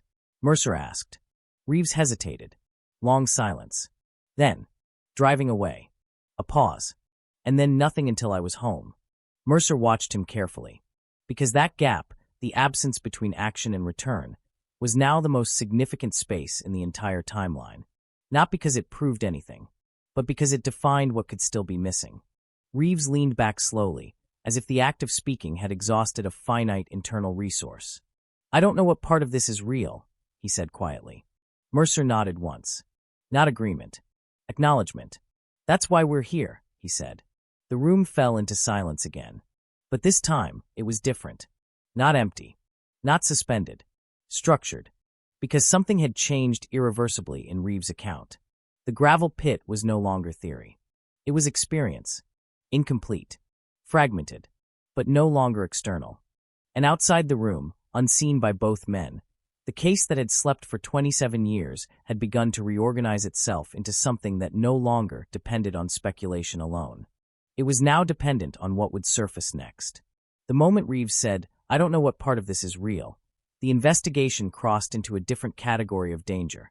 Not legal danger, not physical danger, but narrative instability, where memory, evidence, and interpretation begin to compete instead of align. Detective Ryan Mercer recognized it immediately. He had seen it before in long-dormant cases that suddenly began to move again after years of silence. The human mind does not reopen old trauma like a file being accessed on a computer. It rebuilds it, piece by piece, and every reconstruction carries the risk of distortion under pressure. But this case was not only memory anymore. It had DNA fragments. It had geographic convergence. It had a fingerprint that refused to belong anywhere else. And now it had Reeves himself, no longer presenting a flat denial, but a fractured account that seemed to bend under its own weight. Mercer did not push immediately. He had learned that once a suspect begins questioning their own recall, forcing acceleration can collapse the entire structure before it stabilizes into usable truth. Instead, he shifted direction again, away from memory, toward external anchors. "Let's focus on something concrete," Mercer said calmly. "You said you drove away." Reeves nodded slightly. "Yes." "From the gravel pit." A pause. "Yes." Mercer slid a new sheet onto the table. A printed reconstruction of cellular tower activity was not available in 1997, but modern retrospective analysis of carrier logs and geographic usage patterns had allowed investigators to approximate movement patterns for individuals who later came under scrutiny. It was imperfect, probabilistic, but useful. Reeves looked at it without touching it. Mercer continued, "Your phone activity places you within a 2-mile radius of that area around the estimated time window." Reeves frowned. "I don't remember using my phone," he said. "That's fine," Mercer replied. "We're not asking about memory. We're tracking presence." The distinction mattered. Presence was harder to dispute than recollection. Reeves exhaled slowly through his nose, leaning back slightly again. The earlier fragmentation had not disappeared, but it was being contained by the structure of external data. "What are you trying to prove?" he asked quietly. Mercer did not answer directly. Instead, he said, "We're trying to understand sequence." Reeves looked at him for a long moment. Then something unexpected happened. He stopped resisting the framing. Not agreeing, not confessing, but shifting from defensive posture into something closer to reconstruction cooperation. "I think I was there longer than I should have been," he said. The sentence was simple, but it introduced duration. And duration, in investigative timelines, often matters more than action. Mercer watched carefully. "How long?" he asked. Reeves hesitated. "I don't know," he said. "Maybe minutes. Maybe longer." A pause. Time fell off. Mercer did not interrupt. He let that phrase settle. Time distortion is one of the most common subjective markers in high-stress or emotionally charged environments. But it is also one of the most difficult to anchor against external data. Reeves continued. "I remember standing near the car," he said. "Not mine." A slight emphasis, as if distancing ownership from context. There were lights again. Maybe another vehicle. "I don't know." Mercer leaned forward slightly. "Did you interact with anyone?" he asked. Reeves hesitated again. Longer. Then, "I don't think so." The phrasing mattered. Not no. Not never. But I don't think so. Mercer noted it immediately. Because uncertainty phrasing often indicates partial memory suppression or incomplete reconstruction, not necessarily fabrication. Reeves rubbed his hands together once slowly, as if trying to stabilize himself physically. "I keep getting pieces," he said quietly. "But they don't connect." Mercer nodded once. "That's normal in cases like this," he said. But internally, he knew it was not entirely normal. Not at this level of fragmentation combined with such specific spatial alignment. Mercer shifted again. He placed the photograph of Emily Carter back on the table. Not for shock. Not for pressure. For anchoring identity. Reeves looked at it.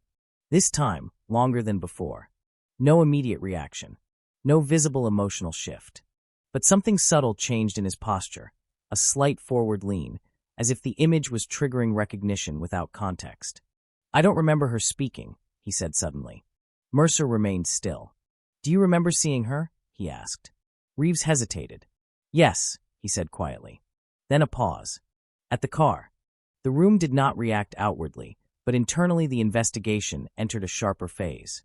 Because now Emily Carter was no longer abstract absence. She had been placed within Reeves' reconstructed timeline. Mercer kept his voice steady. What happens next? Reeves blinked slowly. I don't know, he said.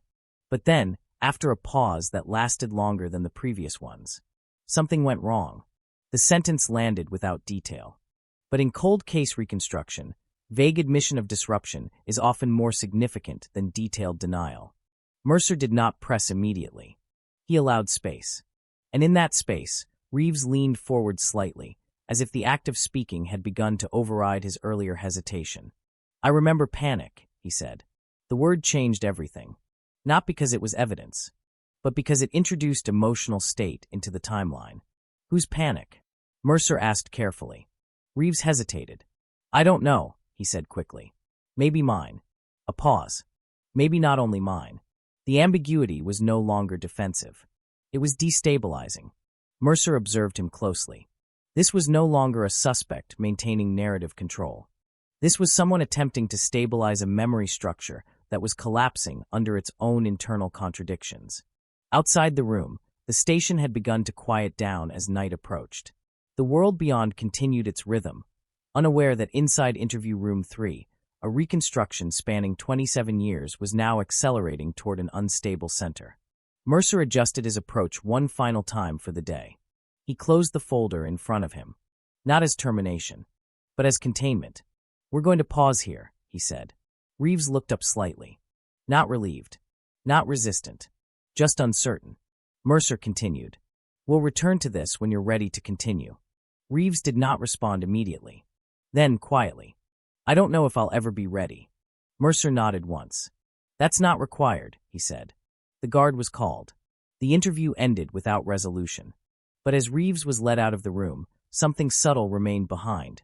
Not answers, not clarity, but a structure of partial memory that could no longer return to its original silence.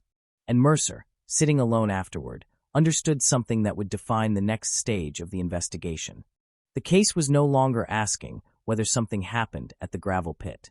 It was now asking what part of what happened had survived 27 years without being fully remembered, and what part of it was still waiting to surface.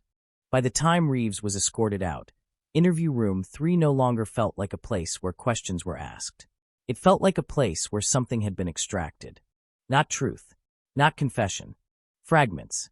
Detective Ryan Mercer remained seated long after the door closed. The room had gone quiet again, but it was not the same quiet as before. Earlier silences had been neutral, procedural, almost sterile. This one carried residue, the lingering echo of a narrative that had started to reorganize itself under pressure. He replayed Reeves' final statements in his mind. I remember panic. Maybe mine. Maybe not only mine. Those lines did not behave like either confession or denial. They behaved like instability becoming language. Mercer stood and left the room without turning off the recorder.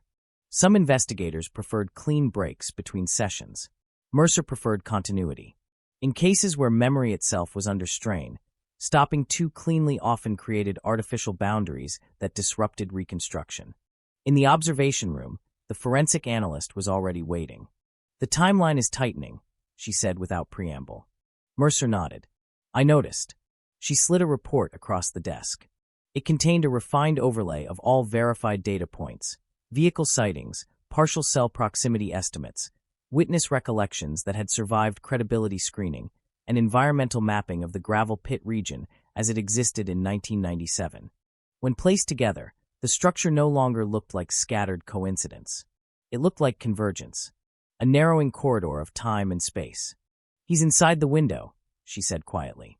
Mercer did not respond immediately, because inside the window was not the same as responsible. It was proximity, not causation.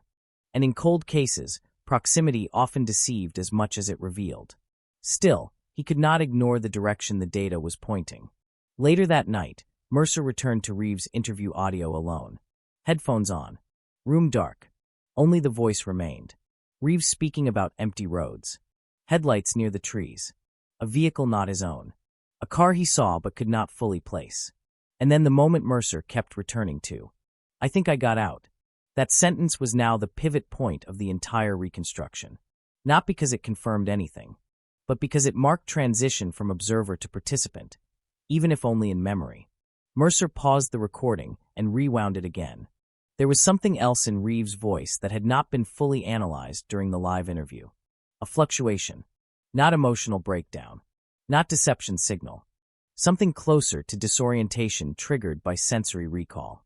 The kind of reaction that sometimes appears when suppressed memory is accessed without full cognitive control. Mercer leaned back in his chair. The case was beginning to split into two competing narratives. One built from physical evidence, one built from reconstructed memory, and they were not yet fully aligned. The next morning, Reeves requested to speak again. Voluntarily. That alone shifted the tone of the investigation. Voluntary continuation after partial memory fragmentation was rare. Most suspects either hardened into silence or sought legal insulation at this stage. Mercer agreed immediately. Interview room 3 was reset. Fresh water on the table. No new documents at first. Just space. Reeves entered differently this time. Less controlled. Less contained. Not chaotic, but no longer fully structured. He sat down without waiting for instruction. I kept thinking about it, he said before Mercer even spoke. Mercer nodded once. About what specifically? Reeves hesitated. About that night. A pause. Then he added, it doesn't feel like it belongs to me. The statement was not legal. It was psychological. Mercer watched carefully. Tell me what doesn't belong, he said. Reeves exhaled slowly. The beginning, he said. Mercer did not interrupt. Reeves continued.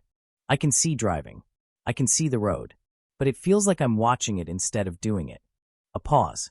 Like I was there but not deciding anything. Mercer noted the language shift. Passive reconstruction. Disassociation markers. But also continuity of presence. He leaned forward slightly.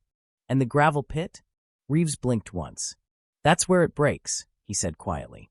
Mercer did not speak. Reeves looked down. I can't see what happens clearly after that point. The sentence carried no defensive posture. Only limitation. Mercer carefully chose his next question. What do you feel when you try? Reeves hesitated longer than before. Not searching for deception. Searching for access. I feel like I shouldn't be there, he said finally. The room tightened. Not physically. Conceptually. Because that statement introduced moral displacement inside memory. A sense of wrongness attached to location rather than action. Mercer kept his tone neutral. Did you see Emily Carter again? He asked. Reeves closed his eyes briefly. When he opened them, something had changed. Not clarity, but proximity. Yes, he said quietly.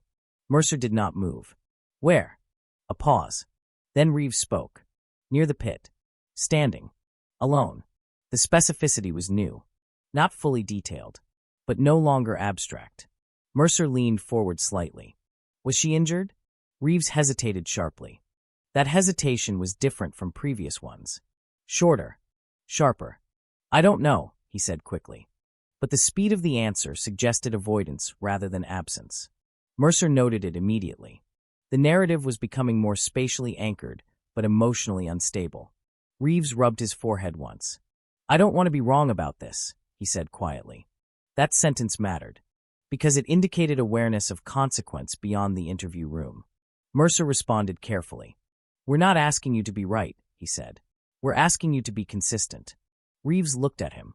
I can't make it consistent, he replied. A pause. Then softer. It wasn't consistent. The room fell silent again. Outside, daylight filtered into the station, marking another day that most people would experience as ordinary. Inside, the case had begun to detach further from procedural investigation and move into something more fragile. Reconstruction under psychological constraint. Mercer placed the photograph of Emily Carter back on the table again. Reeves looked at it, but this time there was no long pause. Just a quiet inhale. I remember fear, he said suddenly. Mercer's attention sharpened. Whose fear? Reeves shook his head slightly. Not just mine. The repetition of that phrase returned, but now it carried more weight than before. Mercer did not interrupt. Reeves continued. Something happened there that I can't place in order. A pause. I think I left quickly. Mercer leaned in slightly. Did you leave alone? Reeves hesitated. Longer than before. Then, I think so. But the uncertainty again was structural, not evidentiary. Mercer closed the folder slowly. Not ending the session, but recognizing saturation. The narrative was approaching a limit of what could be extracted in a single continuous pressure environment. He looked at Reeves. "We'll stop here," he said. Reeves did not resist. But as he stood, he paused briefly at the door. Without turning fully back, he said, "I don't know what part of me was there that night." Then he left, and Mercer remained alone again, understanding that the investigation had now moved beyond reconstructing events. It was reconstructing identity under the weight of an unresolved past. And whatever truth remained buried in 1997 was no longer simply waiting to be found. It was actively resisting being fully assembled. Before Part 10, a quick note. I'm continuing the same cinematic true crime voiceover style, directly from the previous ending, with no recap and no structural breaks. The interrogation room was not meant to feel like memory. But by the 10th session, Interview Room 3 had begun to resemble something else entirely. Not a place where facts were extracted, but a place where time itself was being repeatedly disassembled and reassembled until it stopped behaving normally. Detective Ryan Mercer could feel it now the moment he entered. Not tension, not anticipation, something closer to saturation. As if the room had absorbed too many versions of the same night and could no longer distinguish between them. Daniel Reeves was already seated. No handcuffs. No escort this time.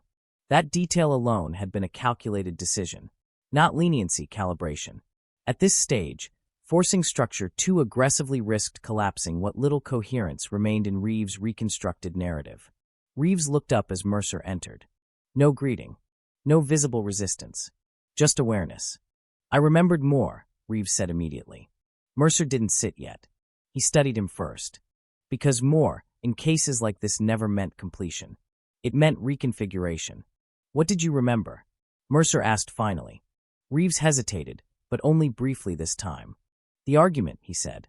The word landed differently now. Earlier fragments had hinted at instability, movement, presence, confusion. But argument introduced intention. Mercer slowly sat down. "Between you and Emily Carter?" he asked.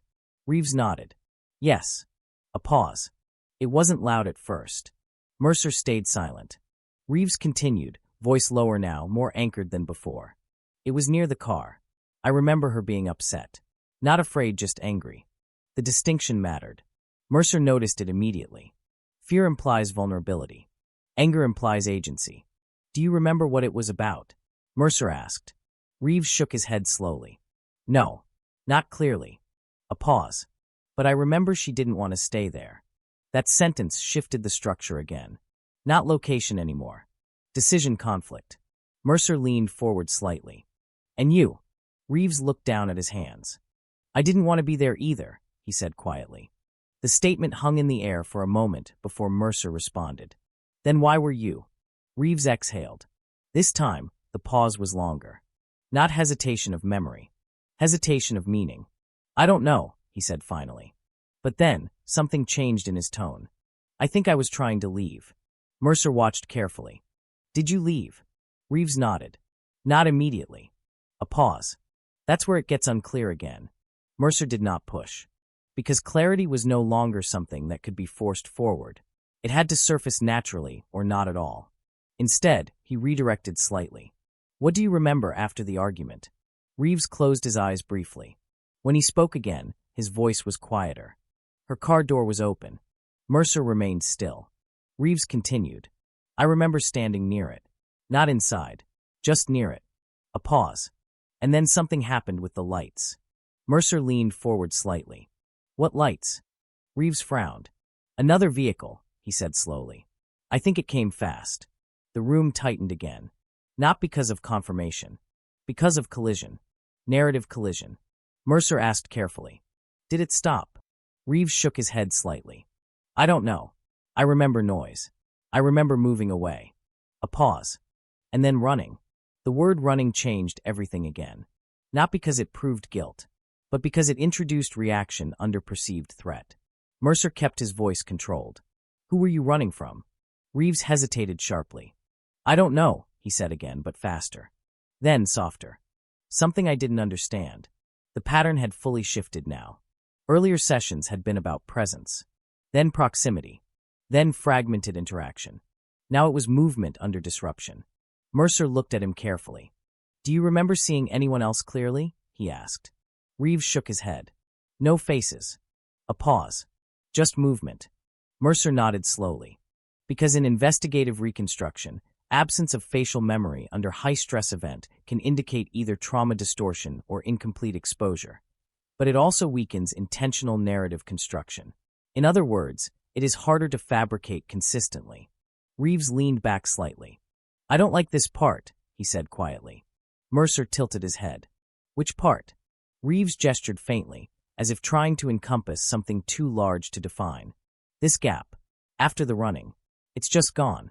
Mercer watched him closely. Then what comes back? Reeves looked down again. Driving, he said. A pause. Home. Mercer did not respond immediately. Because that pattern had now repeated enough times to become significant. Not as truth, but as structure. Disruption, fragmentation, reemergence into normality. He reached for a new document, but stopped midway. Because something in Reeves' expression had changed. Not panic. Not confusion. Recognition again, but different from before. This time, it was not about the gravel pit. It was about consequence. I think something else happened there, Reeves said suddenly. Mercer's attention sharpened. What else? Reeves hesitated. Longer than before. Then, I think I didn't look back. The sentence was simple, but it carried emotional weight. Mercer did not interrupt. Reeves continued. Like I left and didn't let myself see what was behind me. A pause. That's what feels wrong. Mercer leaned forward slightly. Why? Reeves looked up. I don't know, he said quietly. Then, after a longer pause. Because someone else was still there. The room went still. Not dramatically, but completely. Mercer didn't move for several seconds. Because that statement was not evidence. It was implication without anchor. An implication is the most unstable form of information in any cold case. Who? Mercer asked carefully. Reeves shook his head slowly. I don't know, he said again. But this time, it sounded less like uncertainty, and more like refusal of certainty. Mercer held his gaze, and for the first time in the entire investigation, he realized something unsettling. The case was no longer moving toward resolution. It was moving toward differentiation, separating what actually happened from what could be remembered without breaking the person remembering it. He closed the folder slowly. We're going to pause again, Mercer said quietly. Reeves did not object. But as he stood, he added one final sentence without turning back. I think I left someone there. And then he walked out, leaving Mercer alone in a room that no longer felt like it belonged to investigation, only to aftermath that had not yet finished forming. The sentence, I think I left someone there, did not fade after Reeves left interview room 3. It stayed, not as sound, but as structure. Detective Ryan Mercer remained seated longer than necessary, not because he needed time to process what had been said, but because he needed to separate what had been introduced from what could actually be supported. In cases this old, language becomes dangerous the moment it starts to feel like evidence. Outside the room, the station had entered its late-night rhythm again, quieter corridors, reduced movement, the occasional radio call breaking through silence like static trying to remember its own shape. But inside Mercer's mind, nothing was quiet anymore, because Reeves' final statement had shifted the entire case into a different category. Not accusation, not confession, something more unstable. Perceived responsibility without clear action. He reopened the case file on his desk. Emily Carter's photograph sat at the top, unchanged for 27 years except for the gradual wear of handling and photocopying. The image no longer represented a person in Mercer's mind. It represented a fixed point around which conflicting narratives were now rotating. He began relisting everything. Not chronologically. Structurally. Presence at gravel pit. Vehicle sightings. Partial DNA trace. Fingerprint inside car. Reeves' fragmented recollections. And now, possible abandonment. Each element alone was incomplete. Together, they formed something that resembled a closed loop with a missing segment. Mercer stopped at that thought. A missing segment. Because that was exactly what Reeves' memory had become. Not a denial of events, but a gap that kept refusing to stabilize into either innocence or guilt. At 2:13 a.m., Mercer called the forensic analyst back into the station. She arrived without complaint, already understanding from his tone that this was not routine review. He laid everything out on the table. I need you to look at the convergence again, he said. She studied the materials quietly, then asked, Are we still treating Reeves as primary subject? Mercer hesitated. That hesitation mattered. Yes, he said finally, but not as a fixed endpoint. She frowned slightly. Then what? Mercer didn't answer immediately, because the answer had not fully formed yet. When it did, it came out carefully. A transition point. She looked at him for a moment, then back at the files. That's not a legal category, she said.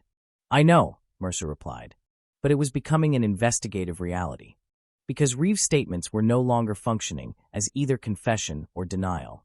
They were functioning as a bridge between incompatible versions of the same night.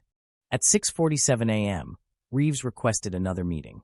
This time, Mercer did not hesitate. He already knew this would happen. Interview room 3 was colder in the morning. Or it felt colder because both men were now aware of the weight the room carried. Reeves entered slowly. No escort. This time, he looked more tired than before, but also more focused, as if something had settled into place overnight, even if that place was not resolution. He sat down without waiting. I remembered something else, he said immediately. Mercer didn't respond. He simply nodded once. Reeves continued. It wasn't just me there. The room tightened. But Mercer did not interrupt. Reeves looked at the table, not at Mercer. I remember hearing someone else speak, he said. Mercer leaned forward slightly. Who? Reeves shook his head. I don't know, he said quickly. I can't place the voice. A pause. But I remember it wasn't hers. Mercer kept his tone neutral. What did the voice say? Reeves hesitated. Longer than before. Then, something about leaving. The word aligned too closely with his previous statement. Mercer noted it immediately. Leaving what? He asked. Reeves pressed his fingers together slowly. I don't know, he said again. Then, softer. Everything feels like it happened too fast after that. Mercer watched him carefully. Because acceleration in memory reconstruction often indicates collapse of coherent sequencing. What do you remember next? Mercer asked. Reeves exhaled. Running again, he said. A pause. Then silence. Mercer leaned back slightly. And Emily Carter? Reeves paused. Longer than before. I don't see her anymore, he said quietly. The statement was different. Not absence of memory. Absence of continuity. Mercer noticed immediately. Why not? He asked. Reeves looked up. For the first time in several sessions, his expression carried something closer to fear. Not of Mercer, not of consequences, but of the structure of his own recollection collapsing beyond repair. Because it stops before that, he said. Mercer held his gaze. Stops where? Reeves didn't answer immediately. Then, before I understand what happened, the room fell silent again. But this silence was no longer neutral. It was saturated with unfinished structure. Mercer slowly closed the folder in front of him. Not as conclusion, but as recognition of saturation point. We're reaching the limit of what memory alone can provide, he said quietly. Reeves looked at him. Not relieved. Not resistant. Just uncertain. What does that mean? He asked. Mercer paused, then answered honestly. It means we may have to stop treating memory as the primary source. Reeves didn't respond, but something in his expression changed slightly, not comprehension, but distance, as if he was already beginning to detach from the version of himself that had been speaking for the past several sessions. Before leaving, he paused at the door again. Without turning fully back, he said, I don't think I'm the only one who remembers it wrong. Then he left, and Mercer remained alone again. But this time, he understood something that changed the direction of the entire case. The investigation was no longer about reconstructing what happened at the gravel pit. It was about determining whether any single reconstruction of that night could ever be complete, or whether the truth had fractured so deeply across time, perception, and fear that only fragments of it could ever survive contact with language. Interview room 3 was empty, but it was no longer silent in any meaningful way. Silence, in the early days of the case, had been absence. Silence, during the interrogation phase, had been resistance. But now, at the end of everything that had been built around Daniel Reeves' fragmented recollections, it felt like residue, the leftover shape of conversations that had gone too deep into memory to return unchanged. Detective Ryan Mercer stood alone for several minutes after Reeves left. No folder open. No notes being written. Just the case board in his mind, reorganizing itself one final time. Emily Carter. 27 years missing from time, but never missing from structure. Every lead, every contradiction, every trace had eventually collapsed toward a single geographic point, the gravel pit. But what had changed now was not location. It was interpretation. Reeves' final statement still echoed. "I don't think I'm the only one who remembers it wrong." Mercer had heard enough interrogations to know when a suspect was deflecting responsibility. But this was not deflection. It was fragmentation extended outward. The implication that memory itself was not singular, not owned, but distributed across perception, fear, and time. At 10:04 a.m., Mercer requested a full forensic review of every statement Reeves had made since the first interview. Not for contradictions, for structural consistency. The analysts returned the findings quietly by late afternoon. "There is a stable core pattern," one of them said. Mercer looked up. "What kind of pattern?" She hesitated. "Spatial consistency," she said. "His account always returns to the same location cluster. Even when the details shift, the geography doesn't." Mercer nodded slowly. That part he already knew. "What about sequence?" he asked. She shook her head. "That's where it breaks down. Sequence. The ordering of events. The thing that turns presence into narrative. Without sequence, a story becomes fragments that can suggest meaning but never fully resolve into causation." Mercer closed the report. That was the point where most investigators would have stopped. But cold cases rarely end at the point of structural failure. They end when something external forces closure. At 6:19 p.m., Mercer returned to the original evidence storage facility. He requested the oldest sealed materials from the case, not transcripts, not digital reconstructions, but physical artifacts collected in 1997. The bagged evidence arrived on a metal cart. Dusty. Labeled. Untouched in years. He opened it alone. Inside were remnants of a world that no longer existed in investigative terms. Fiber samples, soil traces from the gravel pit, the original photograph printouts, and the vehicle inventory sheet from Emily Carter's car. And then something he had not focused on in years. A secondary note attached to the initial search report. Witness observation. Unconfirmed. Dismissed at the time. A detail about a second set of tire impressions near the gravel pit access road. Not fully matched to Reeves' vehicle, and never conclusively identified. Mercer stared at it longer than expected, because it introduced something the reconstructed narrative had slowly erased through convergence. Possibility of additional presence. Not multiple interpretations. Multiple actors. He set the document down slowly. For the first time since Reeves had been arrested, Mercer did not feel the case tightening. He felt it reopening. At 9:02 p.m., he made a decision. Not procedural. Structural. He reopened the entire case classification. Not as solved. Not as active suspect interrogation. But as unresolved multi-trajectory investigation. Because Reeves' final statements, fragmented, unstable, internally contradictory, no longer supported a single linear reconstruction of events. They supported something else. Interference. Either psychological, environmental, or external. Or something still undefined.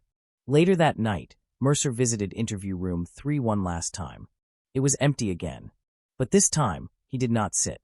He stood in the center of the room, looking at the table where Reeves had reconstructed 27 years of broken memory under controlled pressure. And he understood something that had been forming quietly across every session, every contradiction, every unstable fragment. The case had never been a straight line. It had been a convergence of incomplete perceptions trying to describe an event that exceeded the limits of any single account. Emily Carter's disappearance was no longer just a question of who. It was a question of what remained consistent when human memory failed to hold sequence under pressure. Mercer turned off the light, and as the room went dark, the case did not close. It expanded not outward, but backward into time, into all the places where memory, evidence, and silence had never fully agreed on what the night in 1997 actually was. And somewhere in that unresolved space, the truth remained intact only in fragments no single voice could fully reconstruct alone. Before continuing, one important constraint. Your original request specified 12 parts total. You've now asked for part 13, which extends beyond the planned structure. I can still continue the story, but I'll treat this as an epilogue/continuation beyond the cold case reconstruction, keeping the same cinematic tone. The case was not supposed to move anymore. In official terms, it had already reached its limit of interpretation, reopened, reclassified, and expanded across every available layer of forensic and psychological review. But cases like Emily Carter's never truly remain within administrative boundaries once they have been touched by long-term uncertainty. They continue elsewhere, quietly, inside the people who worked them. Detective Ryan Mercer felt at first not as a thought, but as a lack of resolution in his own sleep. The gravel pit kept returning, not as memory, but as incomplete spatial logic. A place where every version of events agreed on geography, but disagreed on sequence. That contradiction had begun to follow him outside the station, into silence, into moments where unrelated sounds briefly resembled fragments of Reeves' voice. I don't think I'm the only one who remembers it wrong. That sentence no longer belonged to Reeves. It had become ambient. At the station, the official case file remained unchanged. No new charges. No final report. No definitive conclusion that could be signed off and archived. But internally, something had already shifted. The investigation had transitioned from a suspect-based model to a structural anomaly model, where the primary problem was no longer who acted, but how the narrative of the event had survived 27 years without stabilizing into a single consistent account. Mercer requested one final internal review. Not of Reeves, of the original investigation team. What he found was not corruption, not failure, not negligence. It was fragmentation. Different officers had recorded slightly different versions of the same early findings. Not major discrepancies. Small ones. Enough to suggest that even at the earliest stage, the case had never fully solidified into one unified interpretation. Witness statements contradicted each other in timing, not content. Environmental reports had been updated once, then never reconciled against the original field notes. Even the gravel pit itself, the central location of every narrative thread, had been documented with shifting access points depending on which report was consulted. None of it was enough to invalidate the case. But all of it was enough to explain why it had never closed. Because closure requires consistency. And consistency had never fully existed here. Mercer sat alone in his office that night, the final evidence file unopened in front of him. For a long time, he did not move.